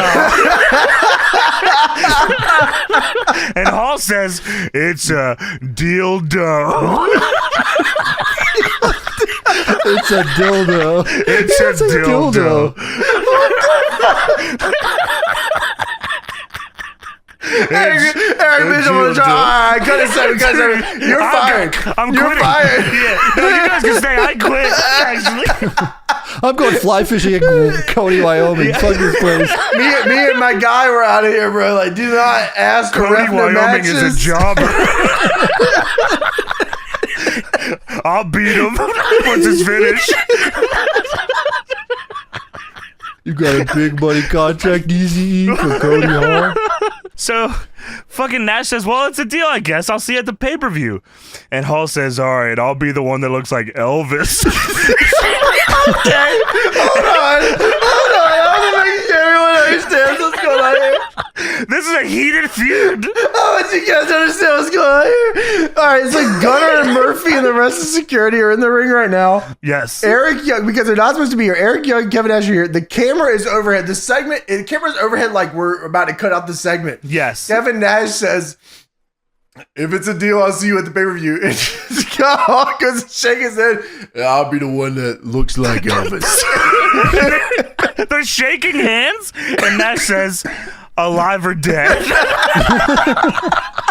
They're just ribbing. They don't give a shit. Yeah. And X-Pac then slaps the dog shit out of Eric Young. He slaps the absolute fuck out of Eric Young, and they start brawling.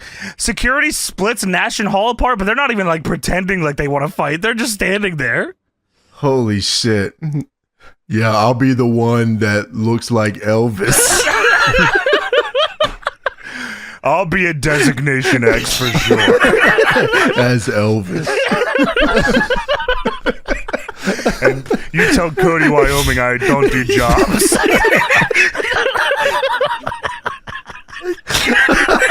Damn. Wow. All right, so Bischoff then he books Eric Young versus X-Pac tonight and bans Nash and Hall from ringside. Dude, yeah, Right this now. is funny Right as now. Right fuck. this Right second. now, Bischoff says, security, I'm sick of paying you overtime to keep Hall and Waltman out of the building. We're gonna lock the doors, getting Nash and Hall away from ringside. And Eric Young, you got a license to kill, brother. Slap that punk upside his bitch ass. Oh my. So yeah, All we right, have a match. Yeah, it's like a little impromptu match. Except for X-Pac came in here with ASIC wrestling shoes on, so maybe he was ready for it. He was working for the minute-long match. Yeah, so Eric Young tackles him. They get to fighting. X-Pac takes him to the corner, hits a spin kick. They're both in t-shirt and jeans here. Yeah, this is a fight but was there's a match and you have to win by pinfall. Yeah, except for X-Pac, who was in wrestling shoes, unless he just wears those, I don't know. So Dude, X-Pac X-Pac always wore his regular attire when he was in TNA. Remember, he just it was always underneath his jeans and shit. So X-Pac goes for the Bronco Buster, but Eric Young moves, and then Eric Young hits a pile driver, and then he pins him. Yeah, he stuffs him with the fucking pile driver too, and that was like his finish for a while. Yeah, I think it was. Yeah, you're right. I think that and the elbow, right? Yeah, when he turns into the monster. When he goes back into the comedy guy, like the elbow is like his big Macho finish for a Man, minute. because he looked like Macho Man, I guess, is what it was, and he looked like Daniel Bryan too. Yeah, that's what I say. He looked like a monster. At one point during the match, Eric Young goes for a clothesline to X-Pac over the top, but I don't know if X-Pac wanted to take the bump or maybe it just wasn't what it was, but it just doesn't happen. He clotheslines and then like X-Pac just stands there. I don't blame him. Fuck that. I'm not going over this. Well, what you should worry about, James, is the U.S. Army is here. The U.S. Army has seized the impact zone. They legit, a U.S. Army Humvee arrives, and on commentary they say, oh my god, the U.S. Army is here to take over Impact. Oh, shit. No, Eric Young is cool now. We're good. We're good. It's fine. And then we come back from commercial. The United States Army gets an entrance with music and lights. Yeah, they're all lined up on the ramp here. Yeah, what the fuck? I said, this is fucking insane. I didn't, in my head, I guess I probably should have figured out what this was going to be, but I was like, I don't know what in the world is happening right now. Is there an army group that I forgot about? Thankfully, I'll never forget Kurt Angle's dog tag gimmick. No, the Medal of Honor or whatever, the Warrior Medal. He met the U.S. Army and said, this has changed my fucking life. Dude, yeah, it did. It changed his eyes. Yeah, he never came back the same. Yeah, like the guys go to the army and they look different. They come back. Kurt just met a guy in the army. The guy in the army transferred his 6 tours over to Kurt. Dude, I can't stop thinking about the Kurt Angle be with the army hat on and the eyes, you know? Oh my God, yes. Oh my God, yeah, you're right. Wow. That's him here. That is nuts. So Kurt Angle's music hits. He comes up out the goddamn elevator with the suit on. Everyone knows it now as the Cody Vader, but it was first the goddamn Angle Vader. And Taz says, aha. Hey, what were you doing at 420, brother? Oh, shit, he was under the stage the whole time. How many tours you taking today? Of what? Japan? Hey, I thought we got this guy the fuck out of here. I'm sorry. I don't know where to go. I just came They back locked for the doors. I can't leave. I can't go home. They locked me in. He's standing in line with all the army guys. They put him in a security outfit and now he's out there. Hey, yo. He's got to do a Metal Gear mission. I want to join the army. Oh, you're saying he's in an army outfit? Yeah, he's standing out there as like an army guy. I thought he was a security guy trying to convince the security guy, hey, we should open the doors. Hey, yo. He's dressed as Elvis trying to get him to open the door. Yeah. He always says, hey, yo. He's a shitty disguiseman. He always says, hey, yo, he's doing a little dance. Hey, yo, it's me, Elvis. I gotta go to Universal. Let me out. This isn't a Blue Man Group. Hey, you guys are green. This whole company's green, brother. You're a jabroni. This isn't the WWE. He's in a TNA ring. This isn't WWE. You work for WWE, man. You're a jabroni, JB. Your contract is at a SmackDown. Thankfully, there's nothing fucking funny about the U.S. Army, No right, way, guys? don't fuck with the fucking army, motherfucker. Oh, Kurt Angle. I'll kill you. You talking about Kurt Angle coming from the Cody Vader yet? Yeah, he's up from with the suit. He does the taunt, but it's not the Kurt Angle taunt. It's just the arms up. It's very. It's crazy, Tony, because that's about as high as he can fucking reach his arms. Legit is about right there. Yeah, it's fucking right. Yeah, because he's fucked up. He's fucked up beyond belief, man. And After 6 tours or transfers, there's nothing. I'm sorry, there's nothing fucking funny about the No U.S. fucking Army. way. Well, they talk about the soldier that gave Kurt the Warrior Medal and transferred all of his toys to Kurt's brain. Yeah, what the fuck? Why did he do that? That's a bad guy, everybody. What the fuck? Yeah, this Warrior Medal carries a lot of fucking burden. And then last week, right? Well, last week or a week before, he got cut by Mr. Anderson with the medal. Yeah, Mr. Anderson took it from Kurt, and that's why Kurt's here Sliced with him in all the his head, right? Sliced boys. I think so. I think that's right. That happened already, right? Yeah. Yes, that's right. It's Kurt like the says- shit from Hellraiser. If he doesn't figure out how to open it, he's cool. But if he does, he he's is fucked. fucked. Yeah. Kurt opened it by accident. He had pleasures beyond his imagines. Kurt says, Mr. Anderson, I brought a few of my closest friends out here tonight. He definitely thinks he was in the war with these guys. He definitely was. Oh, yeah, right, in his of mind. course. Yeah. Of course. We're in the war, the Monday Night War. Brought the army out. You're not in the war. You want a war? You're gonna get one You're right getting now. a .98. The fuck? This is the WWE. This rating is shit on my ass.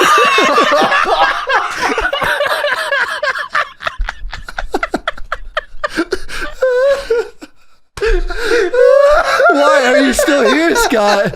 Get out of here. This is the Kurt Angle segment. They locked me in. Let me out. I think I saw one of those. I think I saw one of those Highlander dudes out here. Are you Open the Rory? door. Open the door. Open the door. He looks over. He says, "Oh, Derek Graham Couch, You're a You're a jabroni. jabroni. Oh my god. You're not even the good Highlander. So Kurt says, all these men and women that represent the USA, he puts them over for, leaving their loved ones and to fight for what we believe in. Yeah, man. And these men and women are willing to stand up and fight and even die for people like you and me. And like I did, because I fought in the war too. Thank you for your service. I was in her cervix. That's what Mr. Anderson's gimmick is here. He should have said that. He said, these men and women you spit on, and let me explain something to you, Mr. Anderson. I had an epiphany. I hate you, U.S. Army, because I spit on you. Winning an Olympic gold medal is nothing compared to what these soldiers do for our country. And as a proud American, it is my duty to protect and serve these soldiers when bitches like you degrade them. Which got like a negative pop from the crowd. He definitely thought they were going to get fired up for that, but they were like dead silent. I was waiting for Anderson to come on the trial and say, you just said duty. Duty. Well, Anderson is on the Tron now, Tony, and he says, oh my God, Kurt, please stop your incessant grandstanding. It's not about you and these little high school dropouts out here. Oh, damn. It's about you and this little international object, and he shows the middle of how do I open this? The warrior fucking medal. Well, all of a sudden Kurt has gone from the ring and is now where Ken is in backstage, and he rushes him and takes him out. Now, I don't know how many people know, because James and I only just figured this out when we were randomly watching like Genesis 2010 or something, I think. Yeah. They did an overhead shot of like from the it was someone doing an interview backstage, and it goes up to an overhead shot to go to the ring. The interview area is legit right next to the fucking crowd. It's like a wall split between them. It's not a real room. It's just like a wall. Yeah, there's two sets. One's backstage and then one's over there. Yeah, I was like, holy shit, I can't believe how fucking close this is. And that's how Kurt got there so quick, because he just had to run through the crowd to get to him. It's right fucking there. Yeah, Mr. Anderson has the Warrior medal and a Captain America Walmart shirt on. in a suit jacket? And Kurt bum rushed, dude. Kurt annihilates him in this fucking run-in. He beats his, dude, he comes off the screen at 90 miles an hour, man. That shit was crazy. Yeah, blitzes him. They brawl through the crowd. Kurt throws Anderson in the ring, and then Ken hits Kurt in the head with a Warrior medal. And Anderson goes to leave and backs up the ramp, but he backs into the United States Army. So Anderson backs away from the army. And Kurt snatches him and brings him back in the ring and kicks his ass. Then Kurt throws Ken Anderson to the floor, and the U.S. Army starts stomping him out. Then they throw him back in the ring. Kurt throws him to the other side. More soldiers are kicking Anderson's ass. Then they go to throw Anderson back into the ring on that side, and he hits the apron so fucking hard that Taz laughs and says, oh, geez. Kurt then does it again on the other side of the ring. They throw him into the apron again, and Anderson, you can hear him go, oh my God. Yeah, they're kicking the shit out of this dude. Dude, Kurt then hits the goddamn Olympic slam. They hand him a U.S. flag. He steps on Ken Anderson and holds it up. Then the U.S. Army rushes the ring and raises Kurt up like he just fucking killed goddamn Osama bin Laden. Yeah, it was fucking insane. They're like parading him around like a hero. Yeah, well, I mean, he did serve 6 tours. From what he knows, yes. Yeah, hell yeah. That Look at his true. eyes and tell me he did. That is fucking true. And if you disagree, all of us will jump you and hit you with the Olympic slam. Or kick your fucking ass. I like the idea that Kurt Angle walks around the U.S. Army and kicks dudes' asses. Those are you his fuck with closest America friends. or not? No. Yeah, man. Oh, fuck you. Yeah, wow, what a segment. So we go backstage. Bubba the Love Sponge is telling Hulk, maybe you should just give this up. I mean, who the fuck cares about TNA? Look at you. Yeah. Look at you. Brooks backstage again. I mean, come on, man. Look at what's going on here. Yeah, what's going on here? Hogan says, this is the last shot, dude. This is the biggest night in TNA history. This is the night I can turn this thing around, because this show sucks and the ratings are fucking bad. I know. Hell yeah, man. We see it. He said, Abyss Scott is my Hall boy. just told me. Where is Hogan?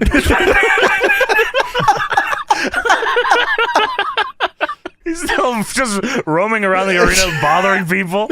Dude, let him out. Where is Hogan? I'm back here. Where is Bubba the Sponge? And Hogan says, Abyss was my boy, dude. And when they started calling Hogan brother, I didn't want to go out there. You know I got to do this. Earl Hebner in shirt comes in.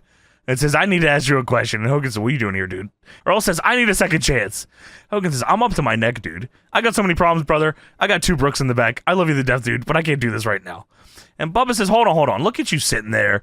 Everyone gets a second chance in life. I got a second chance at radio. You get a second chance at wrestling. He's been with you for years. If anyone deserves a second chance, Earl deserves a second chance. Hogan stands up and puts his hands on his face and goes, oh, God. That's He's real. right. Hogan realizes that all his friends are fucking up his ass. Hogan says, all right, dude. If you can help me, then if anyone can help me, it's you. I'm in a bad spot, dude. 2 things. Bubba, you need to let this thing go, dude. You need to promise me you won't get in my business. And Earl, it'd be an honor to be in the ring with you, brother. But you have to do me one favor. My daughter's out there, brother, and things aren't going to go well. Things aren't going well with my son. He's worried to death in California. He's watching this show. This show stinks, dude. I don't think I fucking figure it out. He's about to flip over and watch a Wade Barrett match. If it gets out of control, dude, if I can't continue, my brother, you're going to have to stop this thing. You promise me, brother? And Earl says, I promise you that. Trust me. So they're trying to immediately do the screw job. I hate this. They're doing a million callback angles for this one fucking match. Dude, Hebner screwed Hogan back in the day. Remember against Andre? Was that against Shawn Michaels? All the time. That was Dave Hebner, his brother. That was 2 Dave Hebners. You had the surgery, dude. That's Dude Hebner. So we go backstage. Jeff Jarrett is here. First time I've heard of this guy on the show. And Mick Foley also, I guess, who was also here. Both, like, this is a whole angle I think they're doing at this time where Jarrett's like getting fucked around by Bischoff and Hogan. Like, we talked about this where they said the playpen ring and fuck you, Jarrett, and bullshit. And like, Jarrett this is became him. a janitor or whatever, right? Yeah, that's right. He had to change in like a shitty closet or a trailer and shit like that. And like, that's his whole angle. They don't mention this once. No videos. No anything about this at all. All the way, Mick Foley is the executive shareholder or whatever. He's like owns majority stock. Yeah, they don't say any. This is the first time on Mondays in like 3 months, Tony, and they don't mention any of this. You think both these guys would be a big draw for Monday nights? I'm sure they would. Yeah. Yeah. No, the first time we see them is them talking to each other, and Jarrett says, "Yeah, I'll see you out there." And then Jarrett goes and finds James Storm and says, "James, you know Bischoff forced me in this match. Did he give you a choice, or did he force you into this match?" And Storm says, "You know, no one tells me what to do. We didn't get forced to do anything. We volunteered." Oh, shit. All right. Just you volunteered after everything Bischoff put me through. You forget when I founded TNA, I handpicked you to be on the roster, and I put you and Bobby together. And before TNA was even thought of, you trained to be a wrestler in my dad's backyard. And Storm says, it's about what you can do for me. And you haven't done jack squat. And sorry about your damn luck. And Jarrett punches him in the face. And Bobby Roode jumps him from behind. And the executive shareholder Mick Foley runs up in a suit and says, hey, knock it off. Take it to the ring. And Roode says, you want me to take it to the ring? And Foley says, yeah. And Roode says, all right, we'll see you in the ring.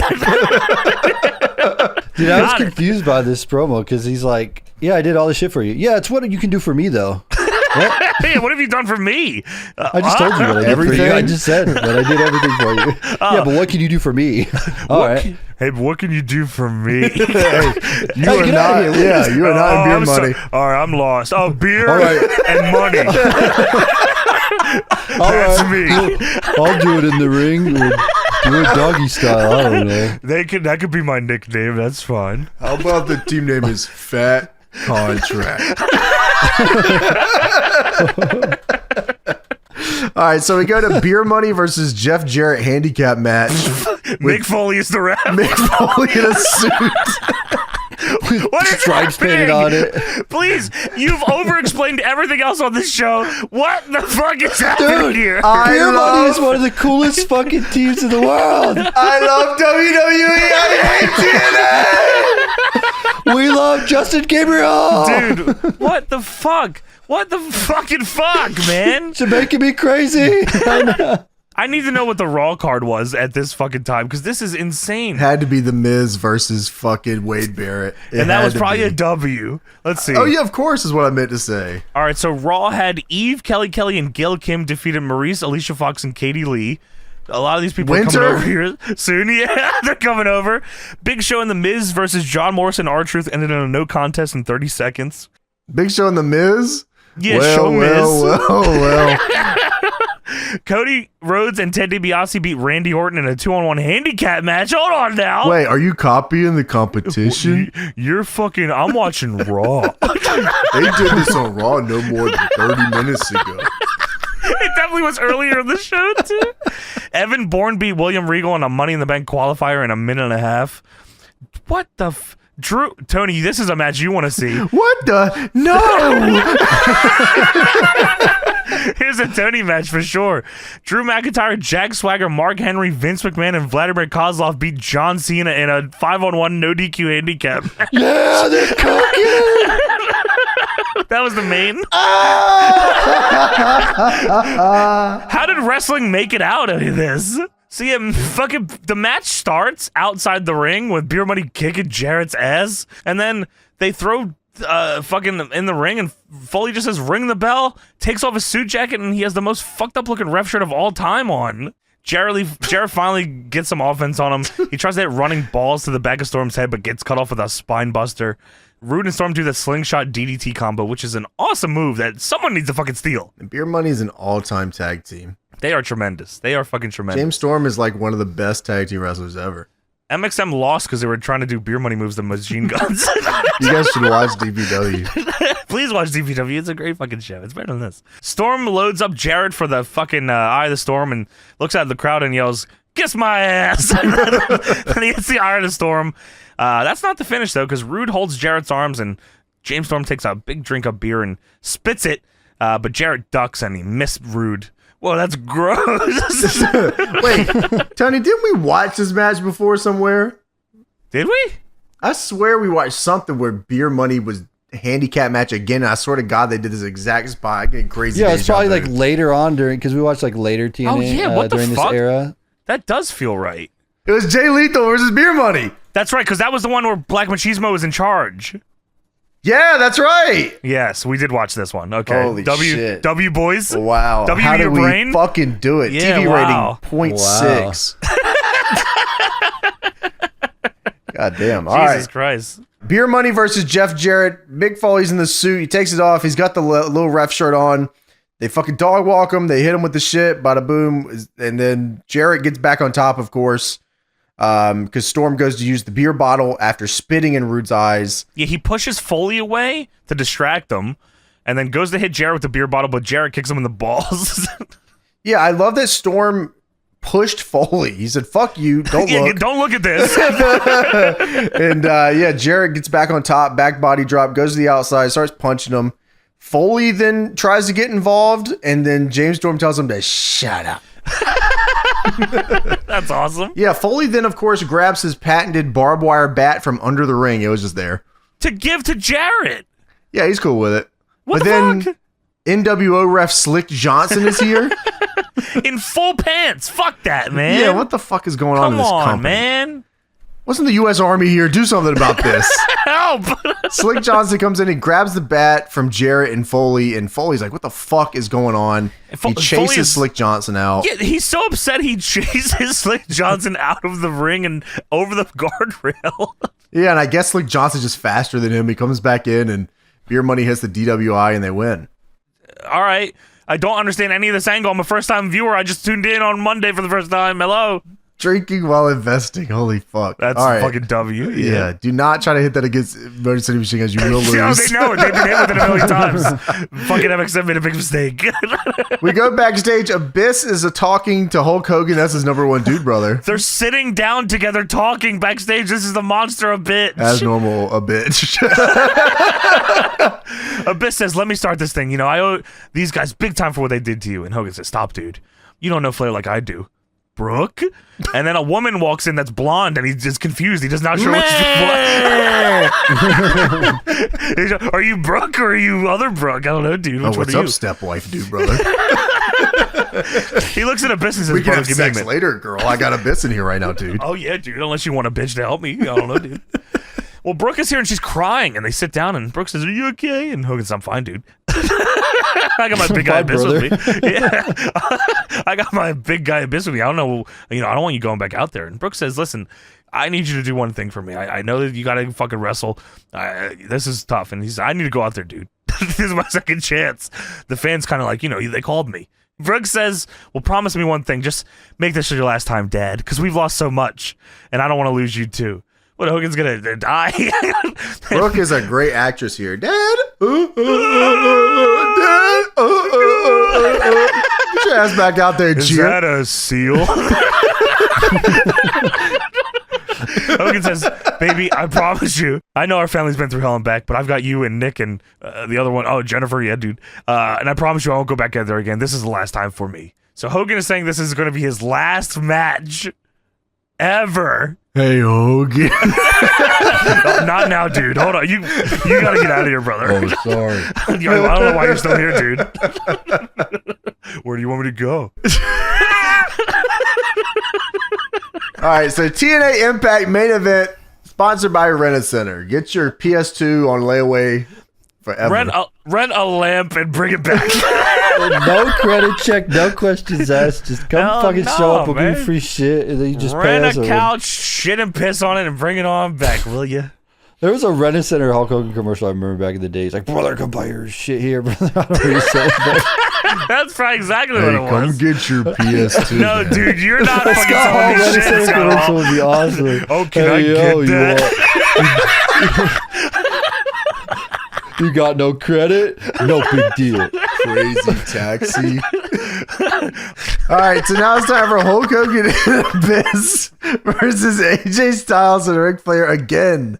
Hey, because we didn't want to see it the first time. Let's fucking watch it again, except no DQ, all right? Not only is it again, but the ring announcer says it. The ring announcer says, this is your continued main event. Rent-A-Center, you got ripped off. Yeah, dude, wow, Rent-A-Center. Nobody's watching. They tuned out crazy. They're watching the 5-on-1 against John Cena right now. Holy fuck, man. All right, so Hogan and Flair start this match out for some reason, and then they stay in for the whole fucking match. They collar and elbow, they just have a match. They're chopping. Yeah, no dude, what the DQ. fuck? It's no DQ, guys, all right? It is no DQ. No DQ, so they fucking collar and elbow. And that's how much this big rivalry is. They hate each other so much they lock up. Dude, it's storytelling. You got to get there. You can't just give everybody everything right at once. Come on, guys. You couldn't even give it to him in a match earlier either. You got to have another match later. Got to give it to us twice. Yeah. Well, Tony, 2 minutes from the collar and elbow, both of them are bleeding. Dude, I had this written down. How much blood is Ric Flair going to lose like before the match started? And I'm like, oh, fuck it. Hogan barely hit his head off the barricade, and Flair started leaking like a faucet. Yeah, he's gushing fucking he went blood. coast to coast off of barely anything, yeah. He had a big-ass Band-Aid. He went coast to coast backstage, and they put a Band-Aid on his head. That's awesome. So Flair is a bloody fucking mess. The only thing that's happening in this match is a collar and elbow and a punch. Flair bleeds off a collar and elbow. That's awesome. And Hogan are both bleeding. It's my one weakness. One weakness. A regular match. So Flair tries to chop Hogan. He no-sells it. Flair starts giving him the chop punch combo. Nothing's That's working. awesome. Violence party. Yeah, in the stomach. I told you I have a hematoma, dude.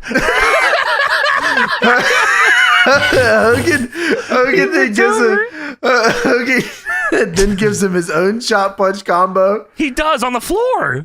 And the eye pokes him. Fuck you. That's fucking awesome. They're also, by the way, fucking Abyss and AJ are adhering to the tag team rules. They're hanging out.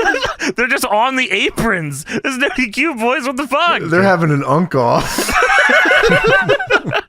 So Hogan is whipping Flair with the weight belt in the ring. Flair has bled half his fucking blood all over this fucking ring. His hair is all red too. Nothing's happened. He's gushing blood from a collar and elbow. He's bleeding from his eyes. From the eye poke, of course. He poked him in the eyes, and Flair turned around, bloody as his eyes. He coast to coast on his eyes. Dude, he eye poked him, and there's a fucking turned around and looked at the camera and said, like the entire from his head. His belly button. He's a red man. Dude, he's fucking gushing. It's unbelievable. Dude, eye poke, collar and elbow. That's crazy. So, That's nuts. All right. Flips him with the belt. Flair then low blows Hogan. He looks like an absolute fucking freak in this ring right now. He fucking low blows Hogan with Earl Hebner distracted by AJ Styles. This is no DQ, you son of a bitch. So AJ comes in for like fucking half a second and does nothing. Couple kicks. He says, I'm out. Punches him as hard as he can in the head.